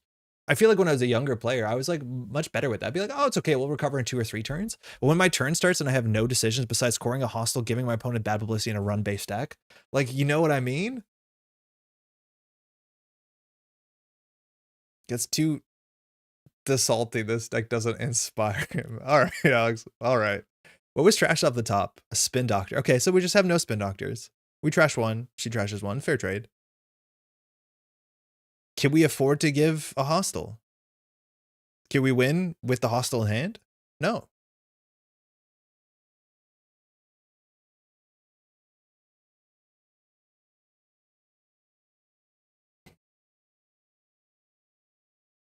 Like a kill DO, it's Nuvem by Citron. I'm not sure I understand. Force Connection is how we win. Oppo End of Line is how we win. The worst card in our hand, we can't throw out an agenda. We could throw out an agenda, but we won't.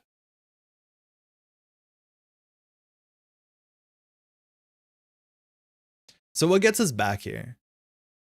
Time for card 46. Nice. Oof. Only 6 points left to go. Yeah, we're probably going to go for the flat line here. Again, the 419 deck doesn't have a lot of money. It's going to be running on low thresholds. So we can probably get her somewhere on this. So it's Bravado, Chesva, Dirty Laundry, Diversion, Sure Gamble. Okay. Did you pay the 419 tax and then score the 2-1? Yep. I don't want Amakua to have counters. We lose to Amakua having counters, so we just don't let Amakua have counters. Force Connection, 1 in 30 one time. Damn it. Now, 2 bad publicity seems a bit much. My favorite game of Outfit was where I won on turn 6 by scoring 3 hostiles on 2 Radcaps turn after turn. Just sitting there scoring out. Turn starts, install advance, pass. Oh, you should say score at some point. So she clearly wants to run R&D. That was free with the Kurapira. So we have a bit of a window here. The boarding control is broken for 1 credit. Technically free. Enigma is a bit more annoying. We res it for 4. I don't think she's going to do a lot running their mode server. Can we give another bad publicity? Let's do it. So this will make her more comfortable. So she continues to run. And then the more she runs, the more likely we'll oppo. That being said, if she doesn't spend money on the runs.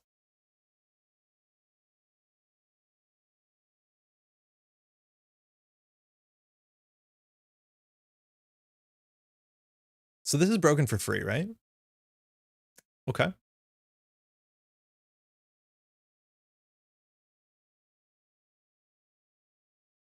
So we can oppo this turn, but the problem is we have no fork.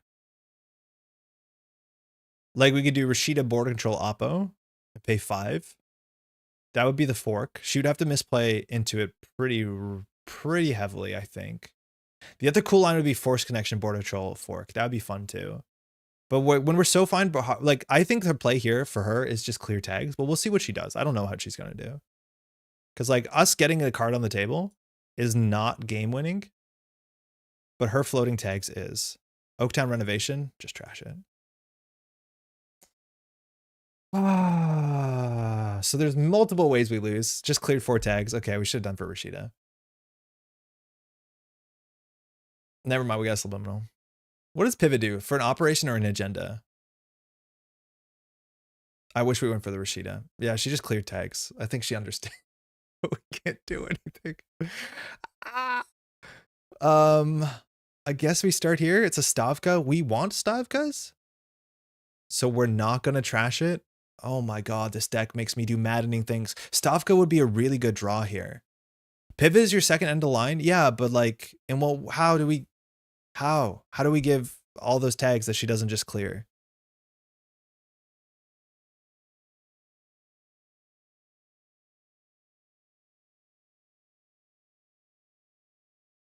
I forgot we had extra clicks. I've heard Andre in the background. I'm descending. I am descending. I need to calm down. I'm sorry if this is rough. I will lighten up a bit, I think. I'm, yeah. The whole thing about not making a lot of good decisions. And the thing is, like, if you're watching this being like, Andre's playing this like an absolute, like, mess anyway, so what does he know? Yeah, that's a fair criticism. All right, 1 and 3.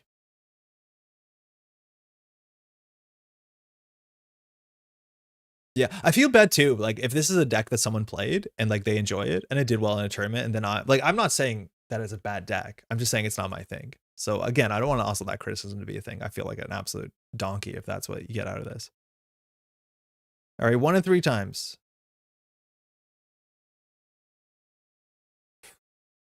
It could be no other way. Make a game. I think she hit a 1 and 5 and a 1 and 3. How does she keep doing that?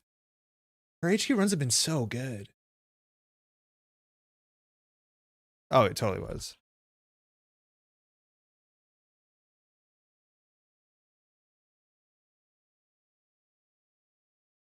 Clearing the tags and doing nothing is totally correct. Like, I'm on 2 points. I was hoping you'd biff it. Yeah. How many times did our ability fire? How good was it for us? I feel like it did more emotional damage than it did credits for us. I think that's a problem I have to deal with. Hey, you too. All right. One more. I'm not done yet. I think I need to feel okay about this. So far, we've played against, I think every deck has had a lot of centrals pressure, which is an issue. Again, if you want to do like push out on a remote server, again, a lot of times you just ignore centrals, like leave R&D open. We haven't had the chance to do that. I think a big part is Amakua. I feel like if our deck was maybe a bit more consistent, had like things like snare and maybe another force connection, we could leave R&D a bit open. But it doesn't feel like we can. So we have to ice HQ against Seb. We have to ice every damn server against Amakua because all our ice is pretty low strength. That's going to be an issue. We have functionally won Mavirus, I've been told. And then Los.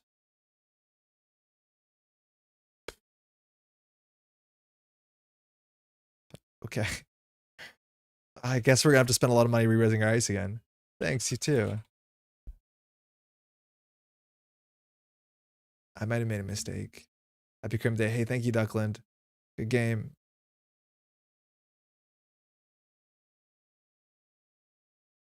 We had a good game against Dead Taxes like last week where it was like a turn 2 flat line. But yeah, everything's going to be window saucy. Los is going to actually have a fair bit of money. We don't want to get doofed, so we put the descent, like we just do our duty and put the descent on HQ. We'll start with the hedge fund. We have a spin doctor. Okay, great. Money matters more than anything. And either we put the spin doctor on the table or the Rashida. Dead Taxes runs our remote servers. I think that's something that they might have learned last turn, last games, where it was just snares on the table. So I guess we'll just do this. See what happens.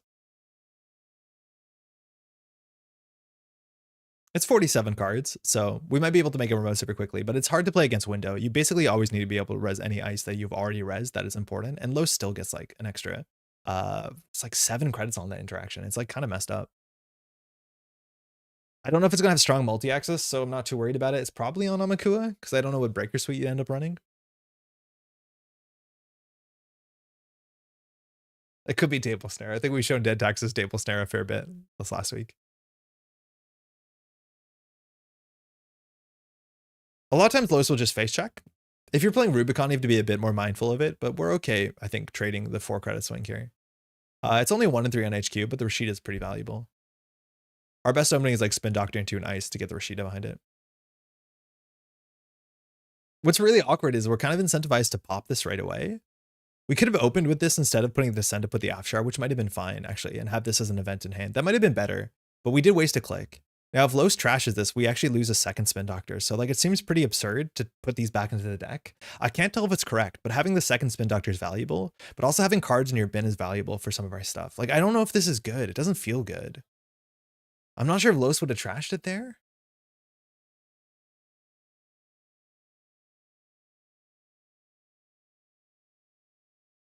No. Okay. So tread lightly, we have to play into tree line. We did give Los perfect value so far. So we can just be safe here and do like Afshar on HQ, tree line, Rashida. That's might be okay. Always let them trash spin. It's a bad card. Yo, Augie, congratulations on the weekend. 1 spin doctor, is it, huh? So I'll respect HQ a bit. We'll push this remote server and push the Rashida. Also, like we could have let the trash go through because of the Oppo research. And I don't know if we could just do like a little tempo Oppo. Steel skin. I don't know if that's Banhar or not. It might just be like diesel slot. Probably the hedge fund, just shuffle the spin. Yeah, maybe on a bloated deck, we just want it to be slightly less bloated. I could see something to that. All right, so we protect the Rashida. This is going to be a big swing. We lose 3. Los gains 2, so Los has got 4 credits. Feels better than Nuvem. Is better than Nuvem so far. Good. Forcing the res before inside jobbing. I like that a lot. Oppo's technically online, but only technically. We have an Earthrise, so another ice would be okay. We could add Descent to HQ. I don't think we want to re-res it. I feel like the variance of a 54 card deck has felt pretty excruciatingly. Have it. Even if Dead Taxes has it, we can go for a little Oppo here. I think it's not unlikely. Like here, it's either going to be saucy window or just a boomerang or an inside job. We've at least seen 1 inside job. The thing is, like, this is the super modernism way, but we don't have the super modernism punish. right? Like we have 3 cards in hand.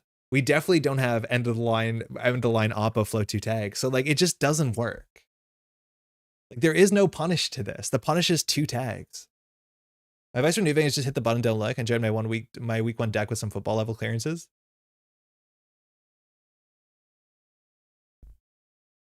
Yeah, it is Banhar. Okay, that's cool. Like there is no punish here. Oh, that's a small punish. Daxus doesn't have money, so we could do Oaktown Advance, but then like the Banhar gets it. So we're gonna wait until we're on double, unless we get an ice. Fuck. More deck ass. Fuck. Why? Why is this like this? You just, is it true? Like a bigger deck, you just get the weirder versions of it more consistently. I guess we just install Atlas and Oppo. We're going to find an Oppo on top of the deck. We have to rip it, even though that's our win condition.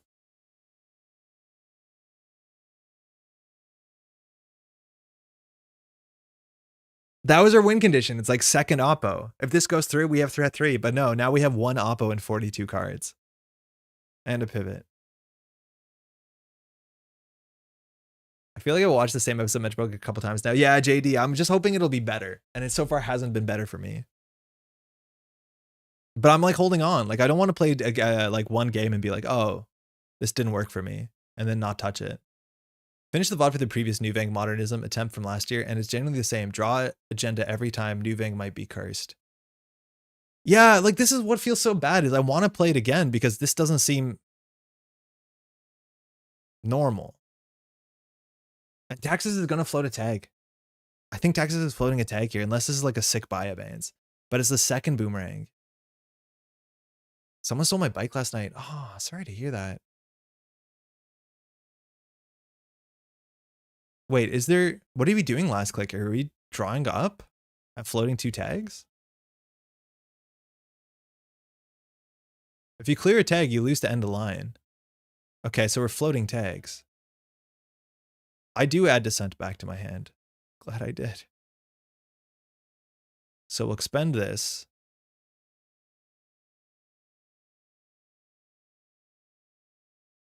Unsmiring Tsarevna's in the bin. We'll trash Banhar. We probably trash the daily casts. But that's probably not right. F it, I don't care. I'm just swinging. That can't be it. I've got nothing. I'm gassed out. Notice how you can float 2 tags and it's not relevant. Because the chance of us drawing 2 end of lines is so remarkably little. Trash Rashida. I mean, Subliminal is worth something, but it's better padding our hand. I guess it's a 3 credits, lays an energy front. We don't care. But it's like, it is actually padding our hand here, which is kind of relevant. What are you saying, YouTube? The audio stream bitrate is lower than the recommended bitrate. Okay, I'll look into that. Hush on Afshar, okay. I wonder what that plays around here. Wake hitting an inside job. All right. So there's a lot of tech. Subliminal's back. That's really good. We'll start with the Subliminal. Armed Acid Protection. Fine. So we want the Spin Doctor to the table so we can Audacity. It seems like Taxus wants to run next turn. So we'll get some cards in hand. Okay. I'm okay with another ice on HQ. And then we have to ice R&D because we lose to single access. Now this is at the cost of building the remote server. The other options, we just put Enigma on server 2 and push out the Atlas with an Audacity next turn. That's probably a better way to win. We have to play a bit offensively here. Still sounds fine. Yeah, I think it's just a setup issue. I think it's going to be okay. So if we draw poorly, okay, Saucy Afshar, we'll just never res it. We don't care. Oh, with Wake Implant, we actually do kind of care. Then we'll care. So gains a lot of money. Doesn't have a window. Probably you wouldn't play the Saucy. Maybe that's not the case. But I don't think we want to give Wake counters. So we have to unfortunately give 5 credits. You paid for the Saucy though, so it's 4 credits. Pinhole? I don't think the Spin Doctor gets hit. We're assuming it's a Rashida. It's an Atlas. Nice. It's one of the spots to not trash the AAP because you know the top of R&D safe. Lockman knows I'm getting roasted from all sides. I feel like I just have to trash all the time. End of the line on the top of the deck. I hate this so much. And I don't know what it is. Like, again, I'm okay with trashing cards. I don't feel bad about it. But when it's like your limited 6 win condition cards, The extra 2 credits is not worth it. Bones is coming down. I wonder why. Running archives is like with the spin doctor. I wonder if you're better off running the spin doctor, because here you're flipping up all these cards, which is more impactful for armed assets and all the other stuff. Right now our log jams go hard. Okay. So they didn't trash, they didn't steal, they ran. We have Atlas with a counter. It's on 6 credits. We could probably just get another agenda and jam it. It's probably correct. So I think we do. I think we just ignore this. We do the next Atlas. We do server 2, advance, and then what do we do with this descent is interesting. We haven't seen a console yet. We can put something on server 2 and go down to 8 credits. I think that might be fine. So we'd be boomerang inside job, or we can ice R&D. I don't care about R&D. Drafter Nuvem makes sense. It could. It definitely could. I don't know if people respect a little cheap sentry when they face check. Technically, they should be respecting Stavka. We're learning that people are not respecting Stavka. Okay, so either we res the early ice. So we probably just res the Enigma to give them an extra credit, but we take the click away. We're more worried about the click, I think. And then we can score this out, which puts us on game point. Financially devastated, but in theory, if we ever draw the 1 of Audacity, which we have binned, so we can't. So if we somehow draw 3-2, we can win. If no Stavka respect, why not add more Stavka? I agree. We just haven't had the Stavkas. Okay, Hermes doesn't do anything here. I don't want to shuffle R&D. I want to draw unknown cards. Yeah, that happens. Good game. What a perfect ending for us to be like, hold on, we're taking control. We're taking it back. Yeah, that's the Stavka. It's the Basalt Spire there. So how do we come out of this, right? Like, we still have a lot of work to do. I'm just hoping Taxes' money isn't good, that the remote server can work. Mavirus is the last card. That's fine. We didn't see any breakers. This actually might be entirely breakerless list. I'm not 100% sure. I guess if it's on Hush, it probably is on some breakers. Maybe not. I feel like Nuvem really needs you to score Basalt, then trash whatever you feel like. Yeah, but only on your turn sometimes. They stole 4 at the remote. Yeah, we jammed it behind a single tree line against a criminal, which is like definitely a line of play you could take. I wouldn't recommend it, but you could take it. But like, oofa doofa. We'll continue the flagellation.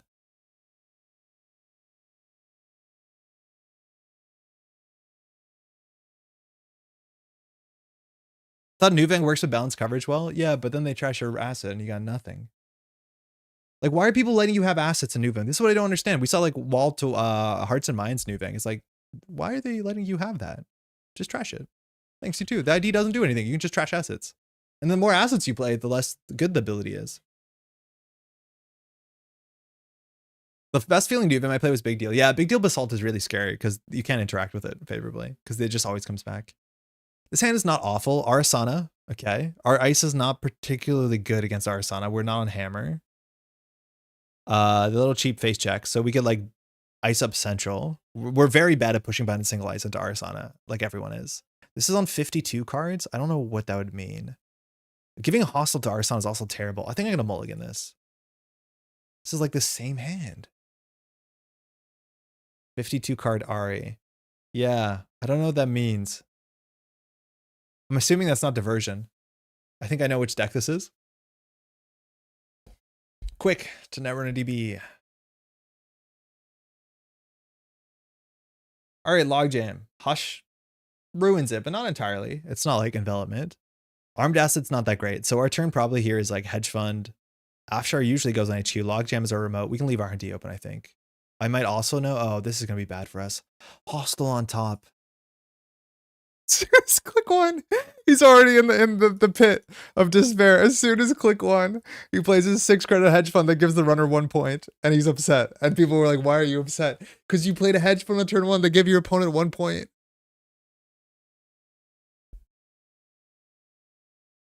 I feel like Logjam's only really good as a boomerang tech. It's taxing to break for some breaker rigs. It's good into Kurapura.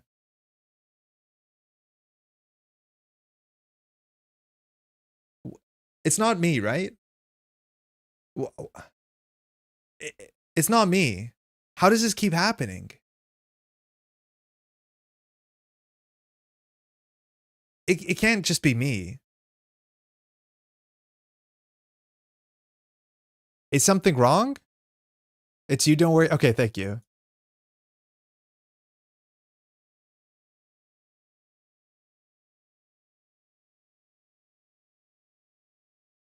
Nuvem isn't compatible with you in the sense that you get hella tilted with it. I know, Millinomi. It's really bad. I should know better. Shout out on Wednesday. Tomorrow, I'm going to be on the Backroom Deals channel. I'm not sure what to play. I was considering Nuvem because I've not played it in person. I think now I'm realizing that's probably a bad idea. You have to turn hard mode off on JNet. Also on Thursday, Pat will be here. We'll be streaming in person. We haven't figured out what yet.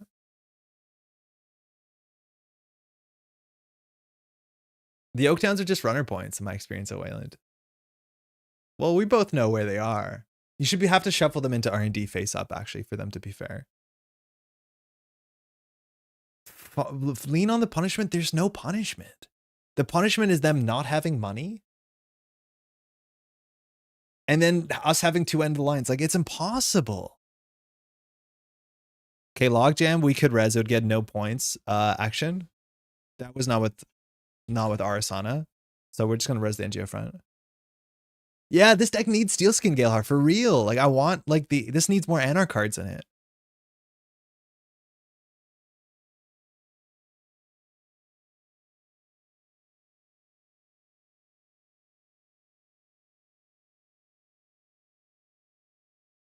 I think we can do it now.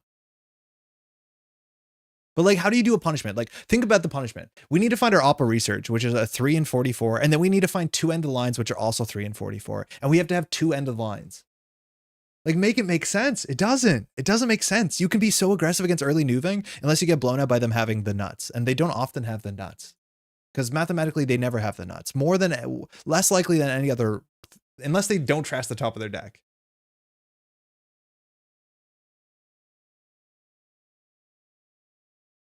Yeah, bigger Atlas would help a lot. We can always Audacity this Atlas. We probably are incentivized to, because this hand is not doing much.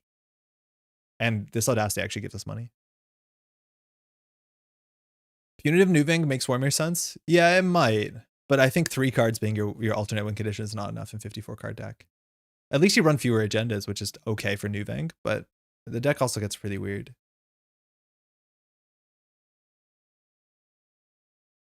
Punitive Big Deal Glacier Nuvem. Yeah, I think that's the other Nuvems I've seen that are doing, like, you know, big log jams, eminent archers, playing, you know, that sort of mid-range grind Glacier, and then they pop off because Subliminal fires every turn. And Subliminal is so good. But like, again, our opponent can run every turn. We shouldn't be able to stop them from that. I do think Trust Stop Public Trail Nuvem is real. Yeah, I think, Alex, anytime I play Public Trail plus Tag Punishment in Nuvem, I've also just been frustrated by not having the cards in the same hand. But you're true. It's true. You got cards out of archives, which is kind of cute. Don't draw an agenda. Fine. Rashida, get out of my game. We've done that cursed Audacity pattern more than once so far in like these 4 games. Like, I think we've done it 3 times, which makes me think something's up. Like, I don't know why that keeps happening, but you don't often play an Audacity like that. All right. Ika, again, remember when we gave them 1 point on turn 1? It's fine. All right. We've turned on Oppo successfully, so we actually can Atlas Oppo them, but we still need these counters for something. Parisha? I guess they're respecting SDS. What if Audacity was a seamless launch? I've enjoyed seamless Nuvem. Because exactly that is the play pattern we do. A seamless launch that takes your whole hand away. The problem is if we grab an Oppo here, they just gain 700 credits. Yeah, they're poor into this. We probably could consider grabbing something, an agenda with the Atlas. That might be better. I think we grab an Atlas and push it.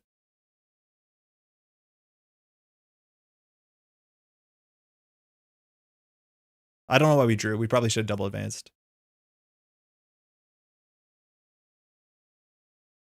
Yeah, but if we big Oppo, Alex, like, we have no punishment. We have 1 end of the line we can grab. But this is what doesn't make sense to me. Like, they just hold 4 cards in hand, and then we have to, like, perfectly top deck 3 and 39.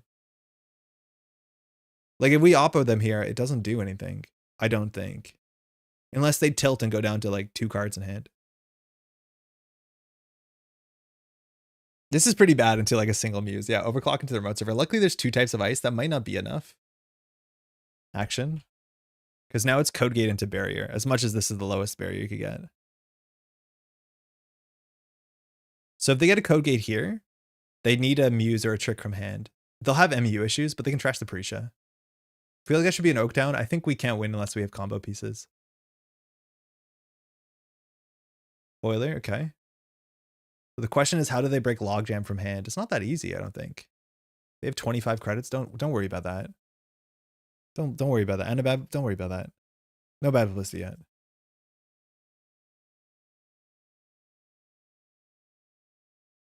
Yeah, they need a muse. Yeah, they need to do something from hand and lose it or have a muse. If they're on muse, they trash a pre-shot. It's not a big deal. Wait, no, they break for free, don't they? Oh, it's free.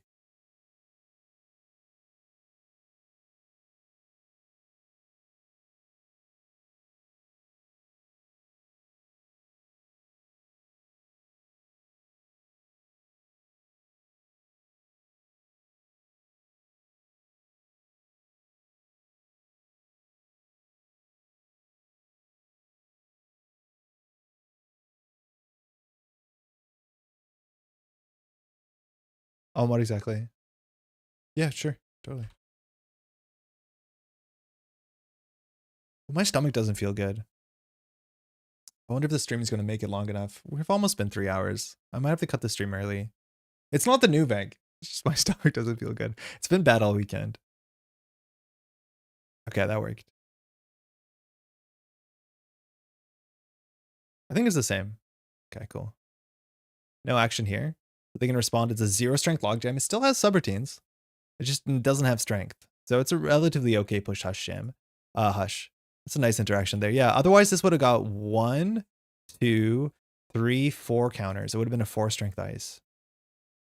So if you want to deal with this, you either have to muse from hand and go get a breaker. The problem is if you get the breaker, it's hosted on the muse, and then the muse leaves, so the breaker leaves. So you have a 1 shot at this. The thing is, you know this is an Atlas. They have 25 credits, we have 5. Shit, they have a muse.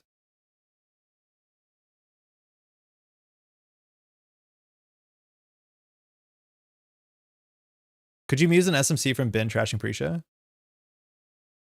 Oh, yeah. No, you're still over MU there. Muse from hand, then access Urtica Cypher GG. All right, so this muse gets trashed at the end of the run, but yeah, we're on game point. They're on 19 credits, we're on 5. Was that an ambitious play? Yes, but what is our play otherwise? We have no play. Side effects of tilting. So we... I can't imagine a worse top deck. I just can't. One way or another, we'll get out of here. We can technically score this. Just push it, it's fine. Puts us on game point, and then we grab the audacity back. If this goes through, actually, we do win. Views into SMC, trash hush, get Gauss off of SMC. Yeah, there's actually a line that they could done it. They could trust the hush. It's done its value. This has value in the matchup now. The server is like 2 credits to break the Enigma. Now they have to deal with the logjam. 1 simul chip does it though. Like that's the issue. 1 simul chip, they run this. They've seen we're on NGO front, which is like at least a start to the conversation, but yeah, I don't think there's anything else we do besides this.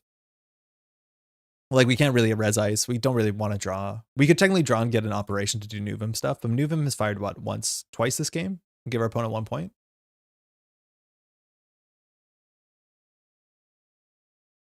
All right, we lose.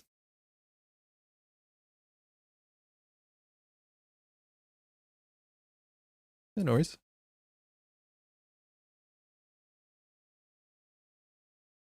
Shaber had one of their 6 recursion cards. My bad.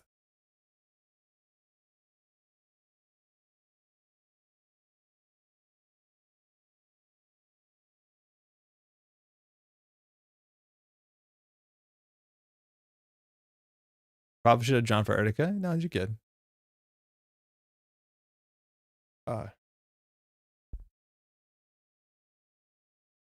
Yeah, you too.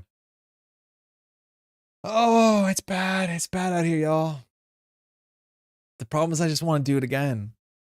That's the problem, is I just want to do it again. Like, I feel like we should make some changes to the deck for the way that we're playing it at a minimum. But just like none of the things that we're doing are lining up well, either with the opponents we're playing against, or we're just drawing like absolute clowns. Kiko, okay. So we have Subliminal turn 1. This is a Kiko deck. You have to ice up R&D, you have to ice up HQ eventually, you have to ice up Archives eventually. This hand is like kind of reasonable. The Basalt is like ugly, but no matter what happens with the Basalt, we at least have something going for us. We have the Subliminal. We definitely want to ice on R&D. I think that Sarevna is kind of fascinating, and Enigma can be our remote ice. We don't want to have a Kiko running R&D for free. Okay. Force Connection, that's good. We can make a play with this. Thanks, you too. So we'll start with the Subliminal, I guess. Atlas off the top.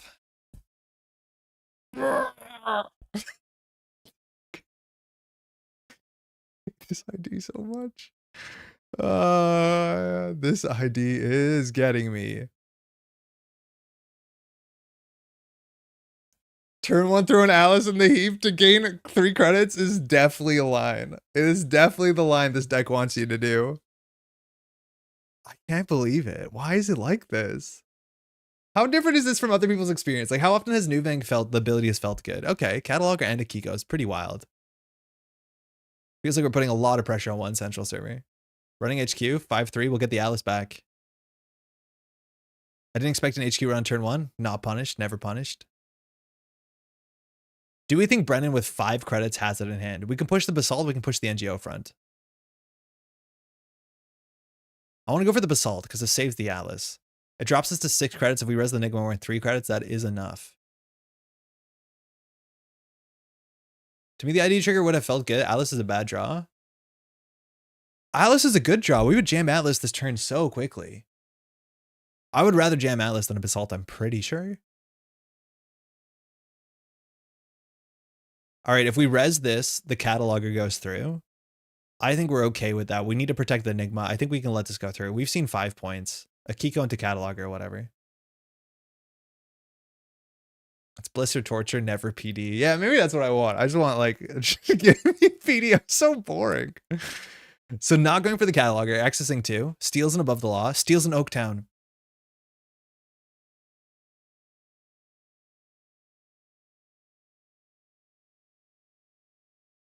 I can't make this up. Why is this like this? There's 9 points in the top 7 cards.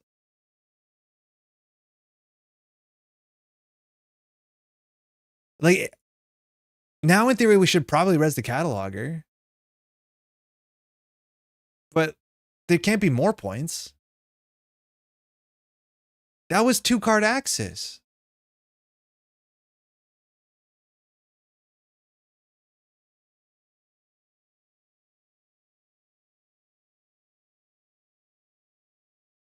This is the worst part because it wants me to play more Netrunner. Because there's no way that that's my fault. Oh, this works. That's cool.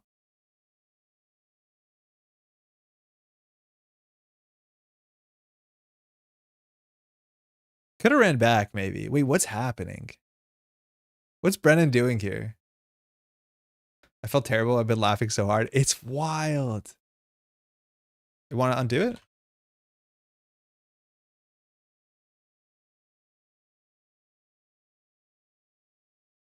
I think Brennan put them in the wrong order.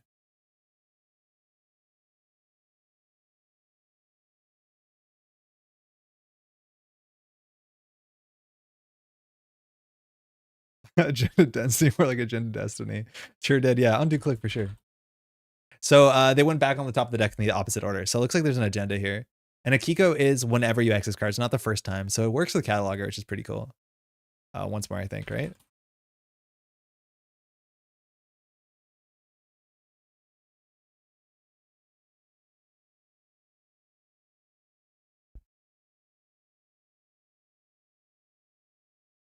One more. Nailed it. All right. Now we'll res. So this looks at the top 4 of the decks and allows Brennan to rearrange them. In theory, with the Kiko, if we don't pay probably a credit, which we can't change our credit bid, you can see 2 of the cards. So it looks like there's at least 1 agenda. If it's a 5-3, we lose. If it's 2 agendas again, that'd be ridiculous. All right, we're on game point. And Rashida got trashed. Click compression. All right. Now Evil Brennan knows it's pivot and the next card is safe. So let's just do this. Of course. No worries at all. So somehow, there's this many agendas in play. In the top, I guess it is a couple more cards, it seems like. This is 54. So in the top, oh my God, in the top 13 cards, there's been 2, 4, 6, 7, 8, 9, 10, 11 points. And now where's a Maker's Eye? The top card of the deck should be safe. That would have been a sick punitive. It'd be pretty funny. There's no agendas in the deck anymore.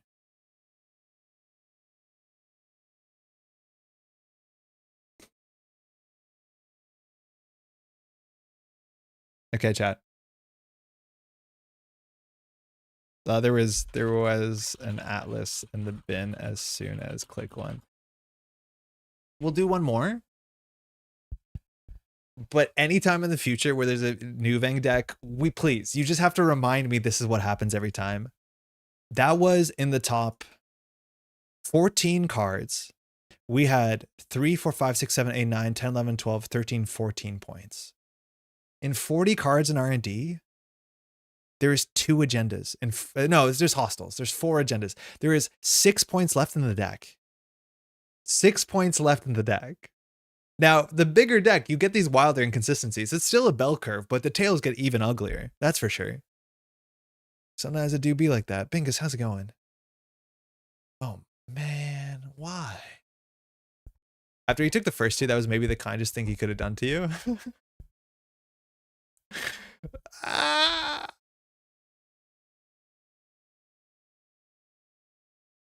Simply transcend.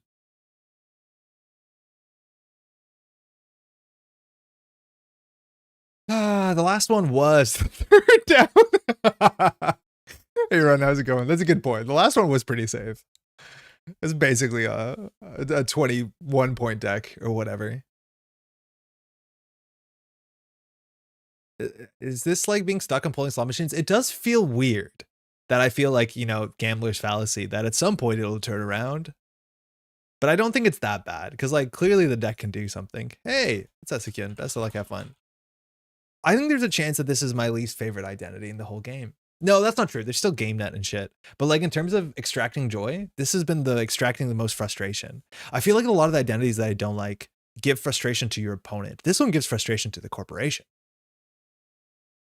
Yeah, this is the time that we hit big. Yeah, we got this. So it's Arasana, so we can't get a safe Rashida. I don't know what to do here. I just made a game net deck. Brennan, good game. Let's go. All right. You ready to find an agenda with the hedge fund? So we rip an agenda. We do Rashida into Descent. Oppo research. Okay, it's our win condition. That's okay. We don't need that. We're stronger without it, I'm pretty sure. It's good. It's 2 credits. Nuvem more frustrating than PU? Well, to play as. Descent annoying for Ari? Yeah, Descent is good for Ari. Because if something gets hosted on it, we can just return to sender. Nuvem sender. Okay. Boop. Put your little Trojan on there. Slap Vandal. It'll be mine.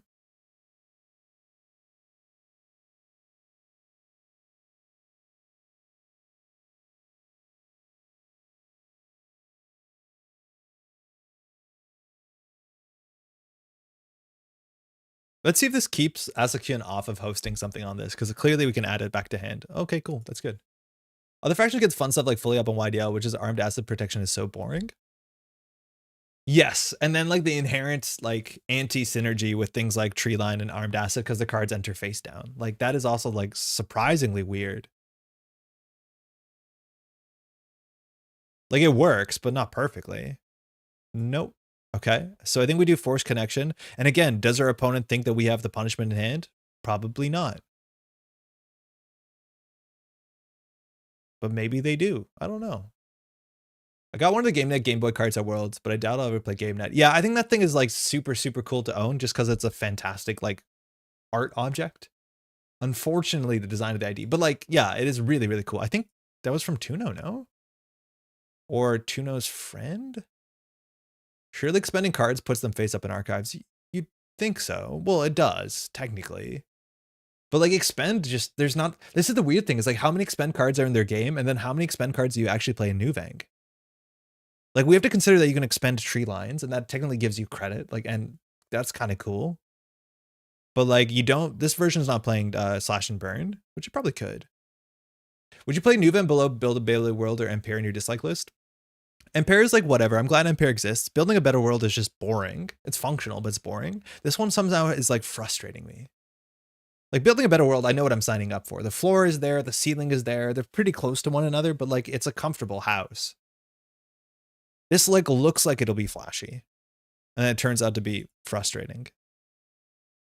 Do we score this? I think we do. We just get the points. We're ahead on credits pretty favorably. Descent is good. Serevna is good. SMC's happening here before we discard. That's cool. Gives us a bit of information. Apparently, I can't discard until I wait for this.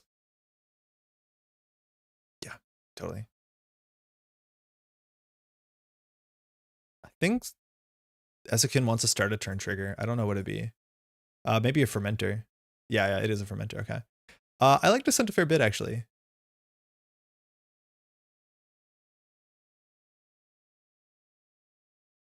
Okay.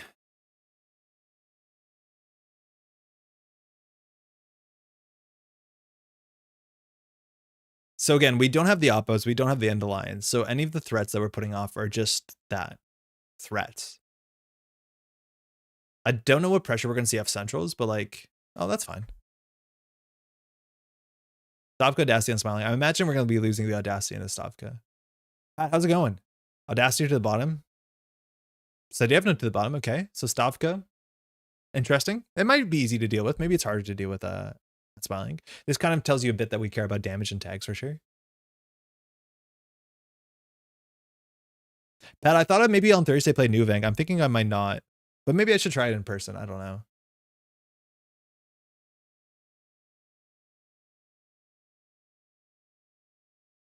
Four credits. 2 more coming from the daily cast. We're discarding a card here.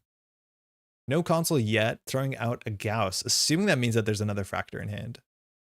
That's fine. Okay. That's one part of our combo. We could start with the Armed Asset Protection. It gives us plus, what is it? 5 credits? With SMC and simul chips, it's not so frightening. Yeah, you just lose that SMC. I guess that's true. So now the Force Connection is the best card we have. Okay, we can force the Forced. Let's see what happens here. It's a real start of the stream, Pat. Okay, all right. Been here all day.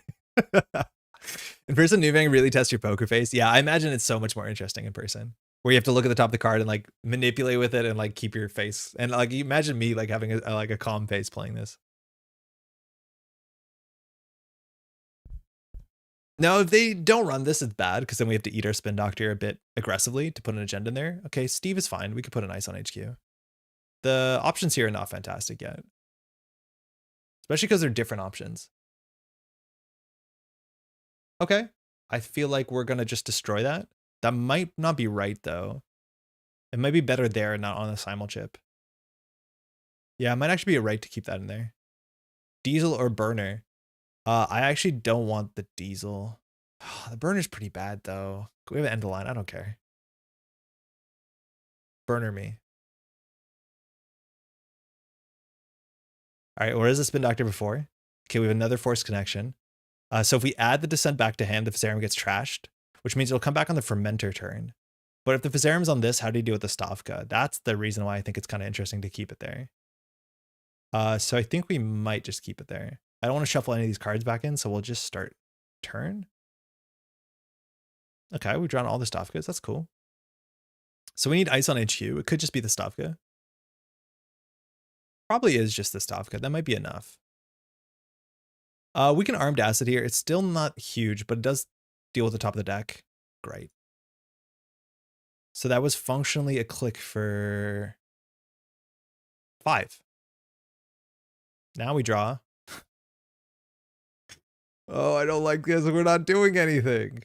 This is another thing too. Like the deck has 1 planogram, and I would be surprised if like the tempo fast Nuvem doesn't play like 3 planograms, because those are the sort of cards that get so much better, right?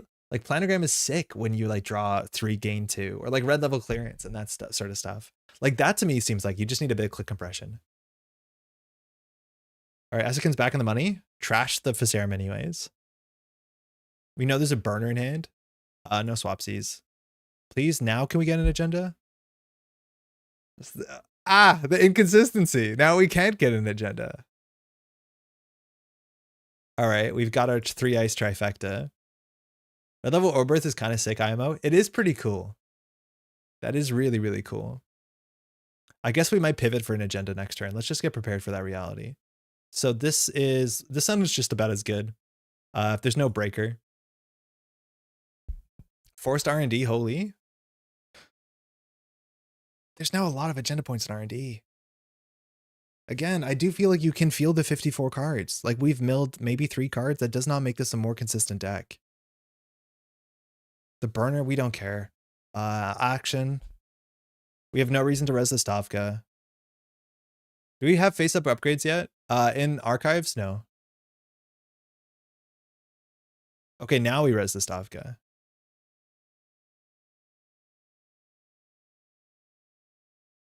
No, it's just Operation Rashida. So this forces out of Facerum. Again, we only have 1 Mavirus and 54.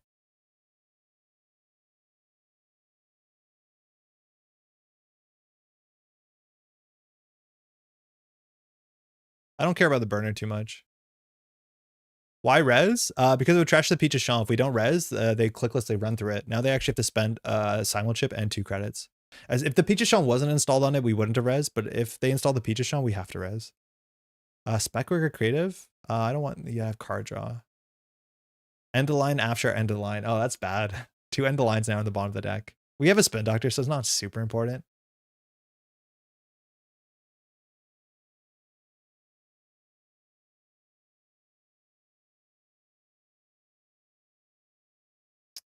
Do not like this. Creative. Okay, no surprise. Okay. So now we'll push that. We can do install advance. We can trash all of this stuff and get the Afshar there, which is probably correct. So we'll use the Spin Doctor to shuffle the deck regardless. We'll put back in an Oppo and the face down armed, I guess. We want to keep the acid in there. That's a bit niche. It might not actually be necessary. Do we have enough money for this? 6, 4, 2, probably vibes. We'll put this on HQ.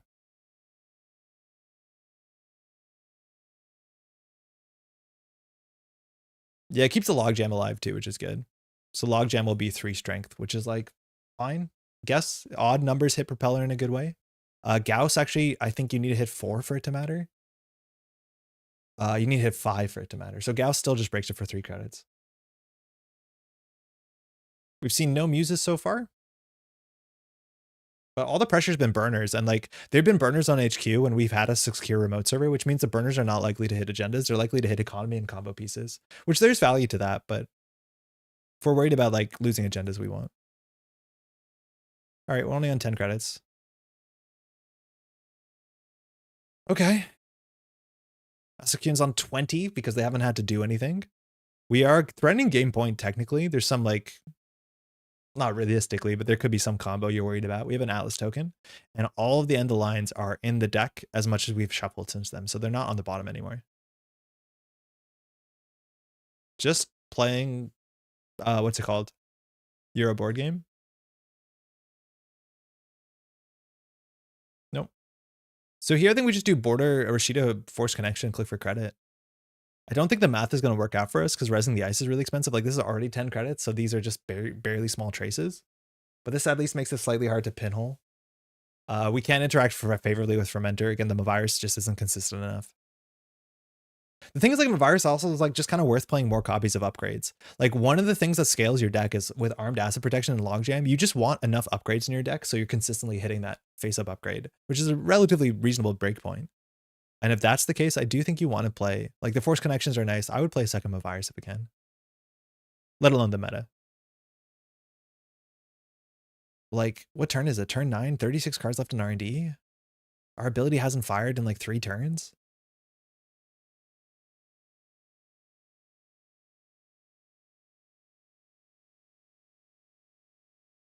Okay, this is 3 credits to maybe protect Steve. to prevent Steve. Steve can get 2 creatives. I don't think we care that much. There's not 2 simul chips yet. If we res the Afshar, we go down to 8.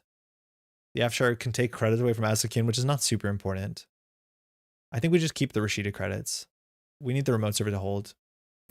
This is on the cusp of being resed, but we need to be able to res this and then like have trace money and still have Oppo money at some point. I think this sucks because it gives Asakun credits, but our Audacity hasn't been played yet, no.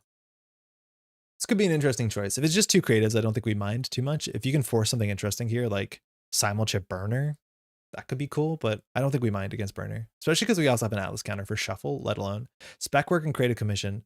I don't want you to draw, but what do you spec work here? I think we're more worried about card draw. Like you already have credits, have more credits. You give a click for 6 button. Okay, pivot got trashed. That turns on Oppo technically. Sure gamble's just money. I think we're gonna lose once breakers come down, but it is just money. Rashida. Nice. Hey, we have our virus.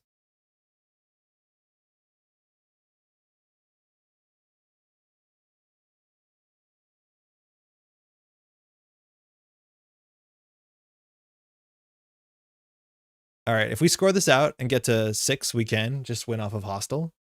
Otherwise, if any amount of tags stick, and by any amount I mean 2 tags stick, we have double end the line for 6 credits. So pinhole starts here. So again, I don't think we mind about this pinhole. Anything it hits is fine. Force connection. Unfortunately, we can't beat this trace well. But hey, we did cost 4 credits. It's been a couple turns since we fired Nuvem.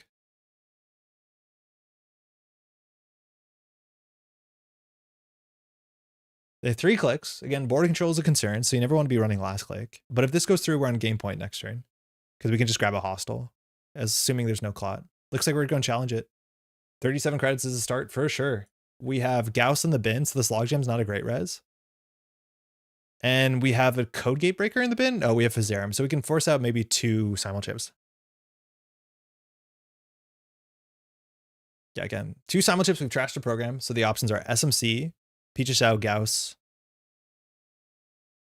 37 credits because we've been rushing. All right, this gets 5 counters. That's not bad. Gauss now does have to boost once.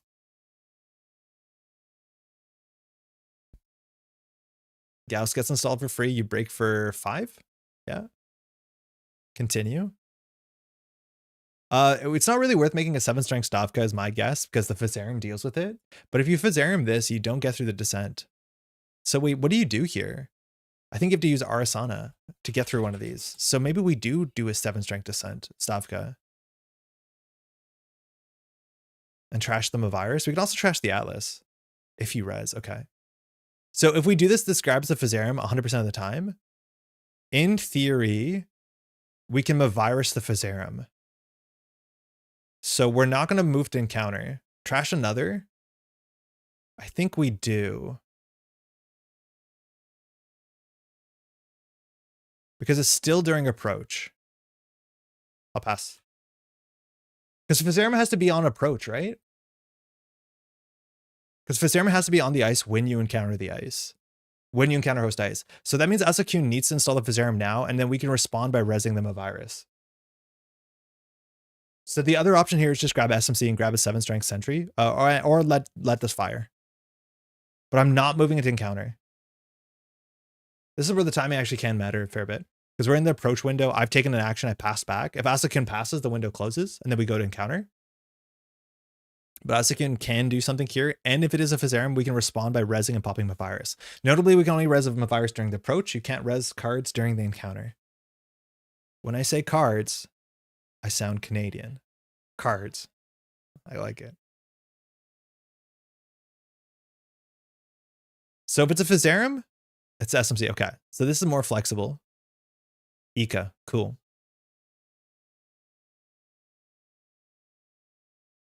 What's Ika break this for? Wait, how do you deal with the descent? I guess it's going to be from hand, right? Like a slab? So now we can pass the encounter. So Ika for 5. Okay, money's going somewhere, I guess.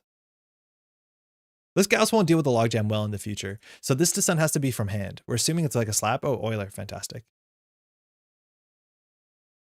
You'll be 1 credit short if you mav. Yeah, but that's okay. We'll draw the subliminal. Will we res the mav for a net damage? I don't think so. Yeah, we'll purge. All right, that does get an upgrade in there.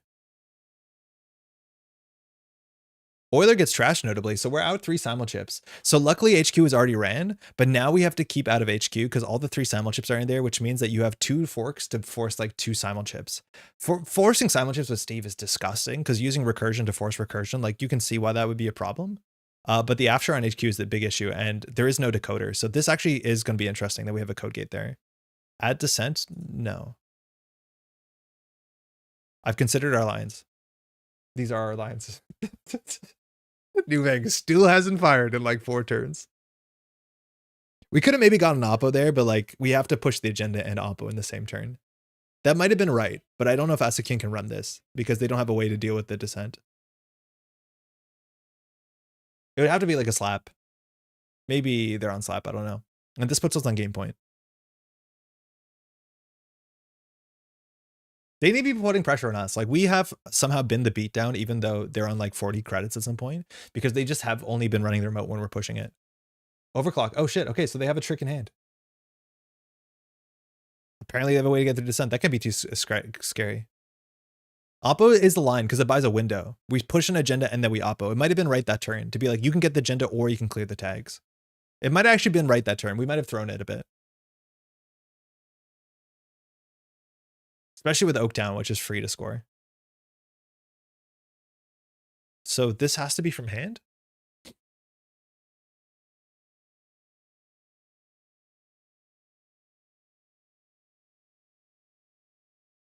Oh, yeah, right. More recursion. Of course. Sorry. That's on me. I forgot there's going to be more recursion. Now, if this does grab the Unity, or sorry, the Gauss, it'll trash itself at the end of the turn. So you could grab Muse for yeah, no worries. I don't know what you get here. Oh, Fistarum. Yeah, that makes sense.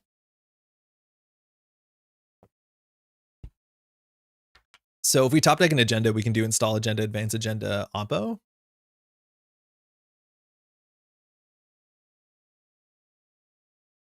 If you big Oppo your 7 credits, you can't afford double end line with Nuvem. Big Oppo's 5 credits because we Nuvem. So we big Oppo, we're on 2, and the line cost us 4. So it's close. I think we're 1 credit short. And then we still have to res the Afshar on HQ on a bunch of board states. Because that's another line too, is like, oh, well, actually, yeah, that's another really bad line that we have to play around. Oh, there's only 1 burner. Where did the other burner go? Where'd the other burner go? It's in hand. Oh, fuck. Because we know there's a burner in hand, so even as soon as we go for Oppo, Asakune just burners HQ. We probably shouldn't have given the burner back. That might have been obvious when it happened if you're watching and screaming at your computer, but like, that's another problem too, so we can't keep these end of lines, and we need to keep both of them to win.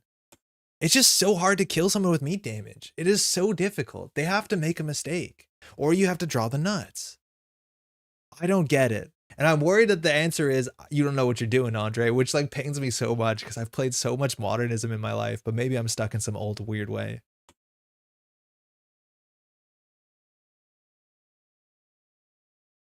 Oh, I thought they were at the door. Excuse me, that's on me.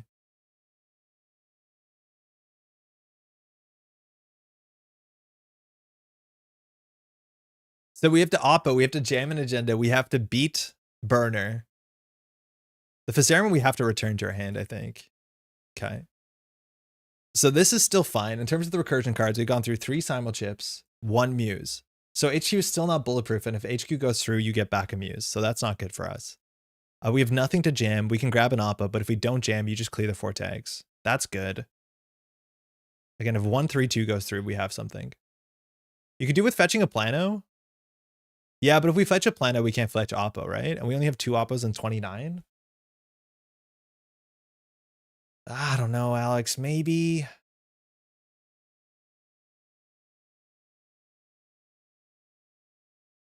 That's rough. That's really rough.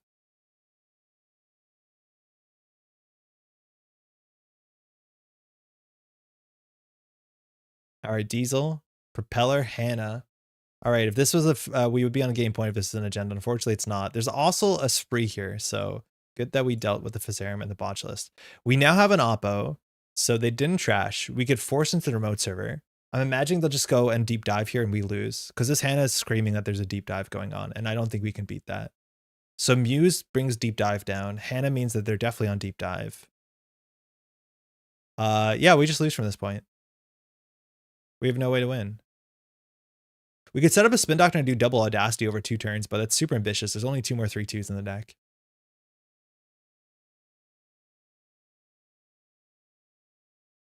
Yeah, fine, whatever. I don't care. I don't care anymore. Can you border control the deep dive? You can, but Hannah will beat it, and they can also get it back with what's it called? The one that gives you clicks, the Peach Champ. But they can deal with it with the Hannah. It delays it for sure, but it's like it is what it is. Like we'll definitely put this on HQ at a minimum. We'll put Spin Doctor in the remote server.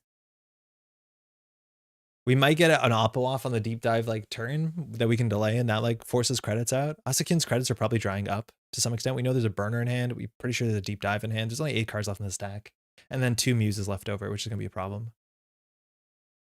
We drew a lot, so acing HQ is like not super suspect. Straight into the pinhole. Okay, bummer.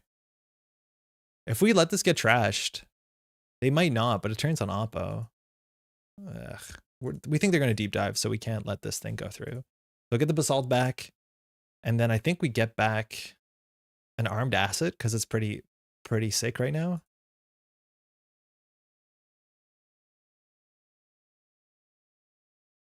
So the best case scenario would be to top deck an armed asset, and then we do Oaktown Advance after playing it, and seeing on the top of the deck is perfectly safe, and then we don't trash it because we want Nuvem not to do anything.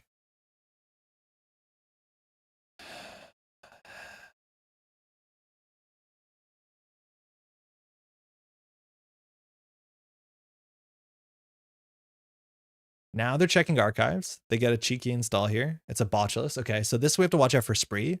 Unfortunately, there's a virus in the bin, so this they should jack out here. They're just purging the botchless. This means the spree won't do as much as they think it will next turn. But they need to get through the Afshar, so like this actually means that they can get a simul chip back. We might have to trade a border control just to turn it off DJ Fenris. But yeah, they knew I think they knew there was a virus in there, so they probably should have just jacked out there. Wow. Would attitude adjustment do well in the deck? Draw 2 to gain 4 to save 2 agendas? I think there's a chance Diogen, something like genotyping or attitude or even simulation reset, I don't care, might do something. The problem is like just solving that problem of Nuvem, I don't think would make it a quote unquote good ID and you know, whatever my mind is. Oh, we probably need the board control for the remote, right? Like there's still issues. This does make me think supermodernism isn't a thing right now. I don't know. The other decks did well. Like Seb K was also playing a deck. This deck did do all right at the tournament. Like it did well. So install advance. We could put an ice somewhere. Propeller and Gauss. So like an Enigma and Archives could be frustrating for the deep dive. We could also just get an Enigma here, which might make sense because we relieve Spree can beat the Descent. So we'll just put this on server 1. This might be a bit expensive. Treeline Logjam is funny here. Yeah, it could be. It could do something. If we just like expend it, because we actually gain a credit too. It might have been okay. I'm worried about this deck having Hush though. Okay, the burner's coming in. So we have to res all of this and have no money. Most importantly, we need to keep Steve out. So we're just going to use the botchless counter and then end the run. Yeah, if they have Hush, it's not worth it. I can't take that risk. I've just been burnt out too many times today. Like every time we took a risk, it's been the worst.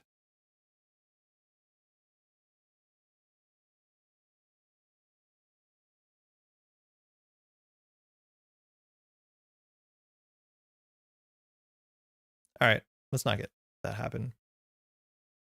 Makes it slightly harder to deal with Steve. Then we can either score at the Oaktown or the Hostel. Now next turn they can run HQ, maybe even this turn, and with a Muse and get 2 burners. That's a problem for us. And then like deep dive, we probably lose 2. You see a third of the deck, and then there's 2 copies of the 5/3 in there. Whenever you see this, it does not look like healthy Netrunner, this sort of pattern. And we paid for all of these. Take that, Atea. Woof.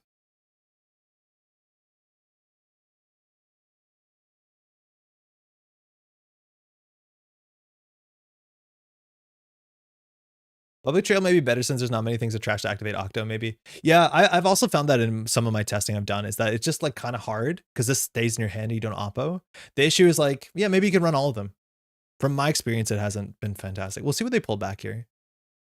Now they can get simul chips back, which means they can test the remote server. The question is, do they have money to do it? But like, it's impossible to keep Steve out. It doesn't get you 2 tags, but like they could cheese it and just die to this board state. It's like, it's up to your opponent to not see it coming or expect you to have it. Yeah, man, getting recursion should be illegal. I had the 1 in 5, so we lose to the remote. What is happening today? Why?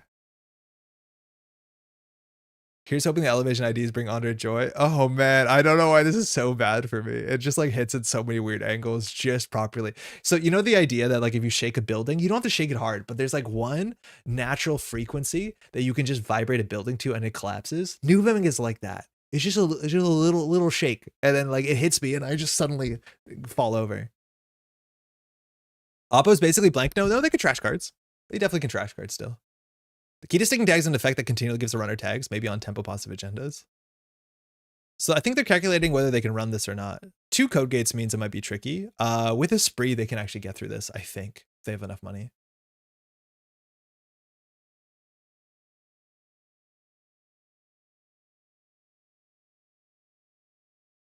How many trashables do you have? Some. 10.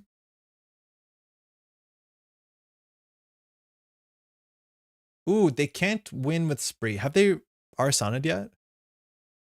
Oh, we can't res both of these. Yeah, we lose. We lose, I think. Oh, and a simul chip, of course.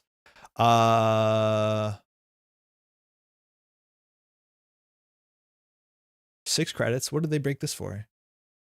They can shuffle their Gauss, thinking. So we can res the Enigma, then we can't res the Descent. We can res the Descent, we can't res the Enigma. Okay. They have to deal with the Logjam. Logjam on its own is expensive.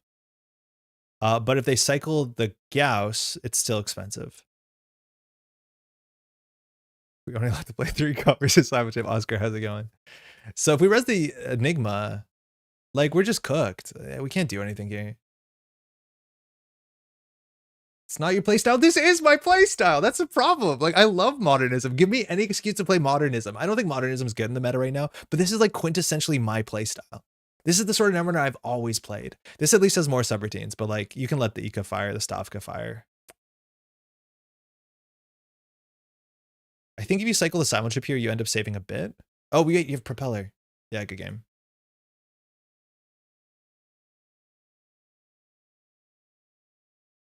Just let this fire, it's cooler. Don't break it, let it fire, it's cooler.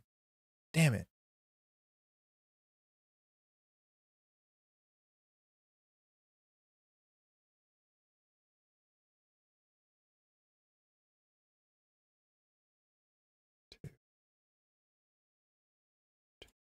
Nuvem fired 3 times. I'm done. I'm done. I'm out. I'm out. We're done here. Simul chip is possibly net 3 to pull Coalescence.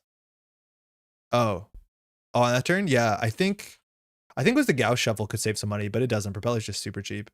Yeah, I have no way of keeping you out there. Yeah, pull the ripcord.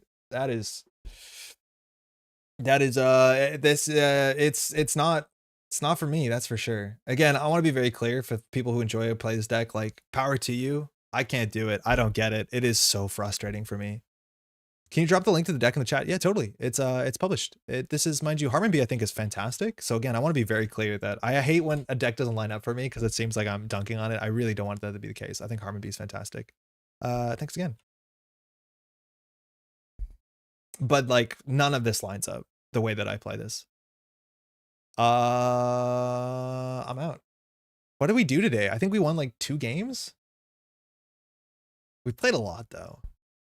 Put another one up, Andre. I'll play a bad deck until I make you feel better. Honestly, Alex, my stomach is also falling apart. I only think that's like 10% of how I'm feeling right now, but I have to go take care of myself, if you know what I mean. Maybe on Thursday, Alex. You held in there. Yeah, we held in there. Call your opponent Knitzy because they're playing Modern Art on you. Oh, man. Hey, Andre, I participated in San South District Championship over the weekend and won 3rd place. Yo, congrats. Wouldn't have been able to do that without the fundamentals I learned from your channel. That's very kind. Glad you're working out. Glad you're also going out and getting involved in organized play. Like, it's good that you came in third. Everyone will be really happy about that. But if you went out to your event and lost every single game, but like you made a friend and realized that going out to organized play is like the thing you should be doing, that is honestly what we're out for. Winning games, sick. That's fine. You can get that. You can get that. So hey, fantastic. And thanks for letting us know. Very cool. Anyways, we'll be back on Wednesday. Mind you, hold on. I don't know if I have the saved URL, so I have it here. Where's my subscriptions? We usually show my subscriptions here. Why are my subscriptions not here? Backroom Deals. We're going to be on Wednesday night. So if you're not familiar, Backroom Deals, this is John's channel and the producer. So we'll be joining in person, taking Pat's seat over there and playing some in-person paper play Netrunner. Not sure what it is. I got to reach out to the producer to figure out what we should bring. I need to sleep some stuff up. Stressed about that. We'll be back on Thursday, mind you, with Pat, just the three of us, just rotating seats. That's all that's happening in Montreal. And we'll be playing some in-person play here. Mind you, Tuesday in just a couple hours, there's a GNK in Montreal. If you're around, you want to go down to l'Expedition. I can't make it tonight. It is a bit of a holiday, but I'll be out with family. But if you're having a good time there, hang out, have fun. Mind you, this weekend we streamed Eternal Super League. We had some really great games. There's also the NSG, the entirety of the EMEA Online District is streamed. It's 8.5 hours, so you have some good gameplay to watch. And of course, Eternal Super League. We've also been streaming on the Crash Space. We did a Beneath Oresa run on Friday afternoon. Some people dropped by. It's really nice. It's a little kind of nice roguelite card game thing like Slay the Spire. And mostly thanks to everyone who adds their names here and more to support the Métropole Grid on Patreon, so we can put the time into streaming like this. Of course, with the table here, which we haven't used a lot of, and the other channel stuff, and like, I think I'm just gonna put more time into streaming. I'm considering, and it's a bit tricky on the weekends because there's things going on, and every other like Sunday I'm doing stuff for ESL. We might do more streaming on this channel. If there's a time that makes a lot of sense, let me know. But I think it might make sense to do like I don't know what time slot to do, like maybe a Monday morning stream or something like that. Like maybe that'll be good. But I feel like this time in front of the camera, just grinding Netrunner and hanging out with people has been like super satisfying. So that might be a thing that we do more of. It's weird to have that like, oh, we should do more Netrunner after this stream maybe, but maybe you agree. I don't know. We'll figure it out. But we're looking at doing more content stuff for sure. When it comes to video content, I'm also working on Velma's Diner stuff for Arkham. I have an edited of an entire playthrough of the first scenario of Edge of the Earth with Jeff. Some technical issues because of my fault, but I fixed them. So that will be coming out in the near future. I'll let you know more when that's out, but there is some Arkham content coming up. But I'm trying to be as busy as possible to make sure we're just constantly putting out any sort of video content. And we've been working pretty hard. If you want to support the channel, if you take a second to like the stream, that helps a heck of a lot. That really does. You can find the Patreon link below, and the amount of support definitely helps a heck of a lot as well. I think that's mostly it. Again, hopefully if your district soon, we'll be able to announce in the near future the date of the Montreal District Championship. Currently, it looks like it's going to be at the end of the March if you're around. And then, of course, we have a mega city. We'll have that date in the near future, hopefully after that, which will be, of course, sometime in the summer. I think that's mostly it. Did I miss anything? Hopefully you had a good time at districts. And we'll be back Wednesday night on a different channel, and then we'll be back on Thursday. See you then. Thanks for hanging out.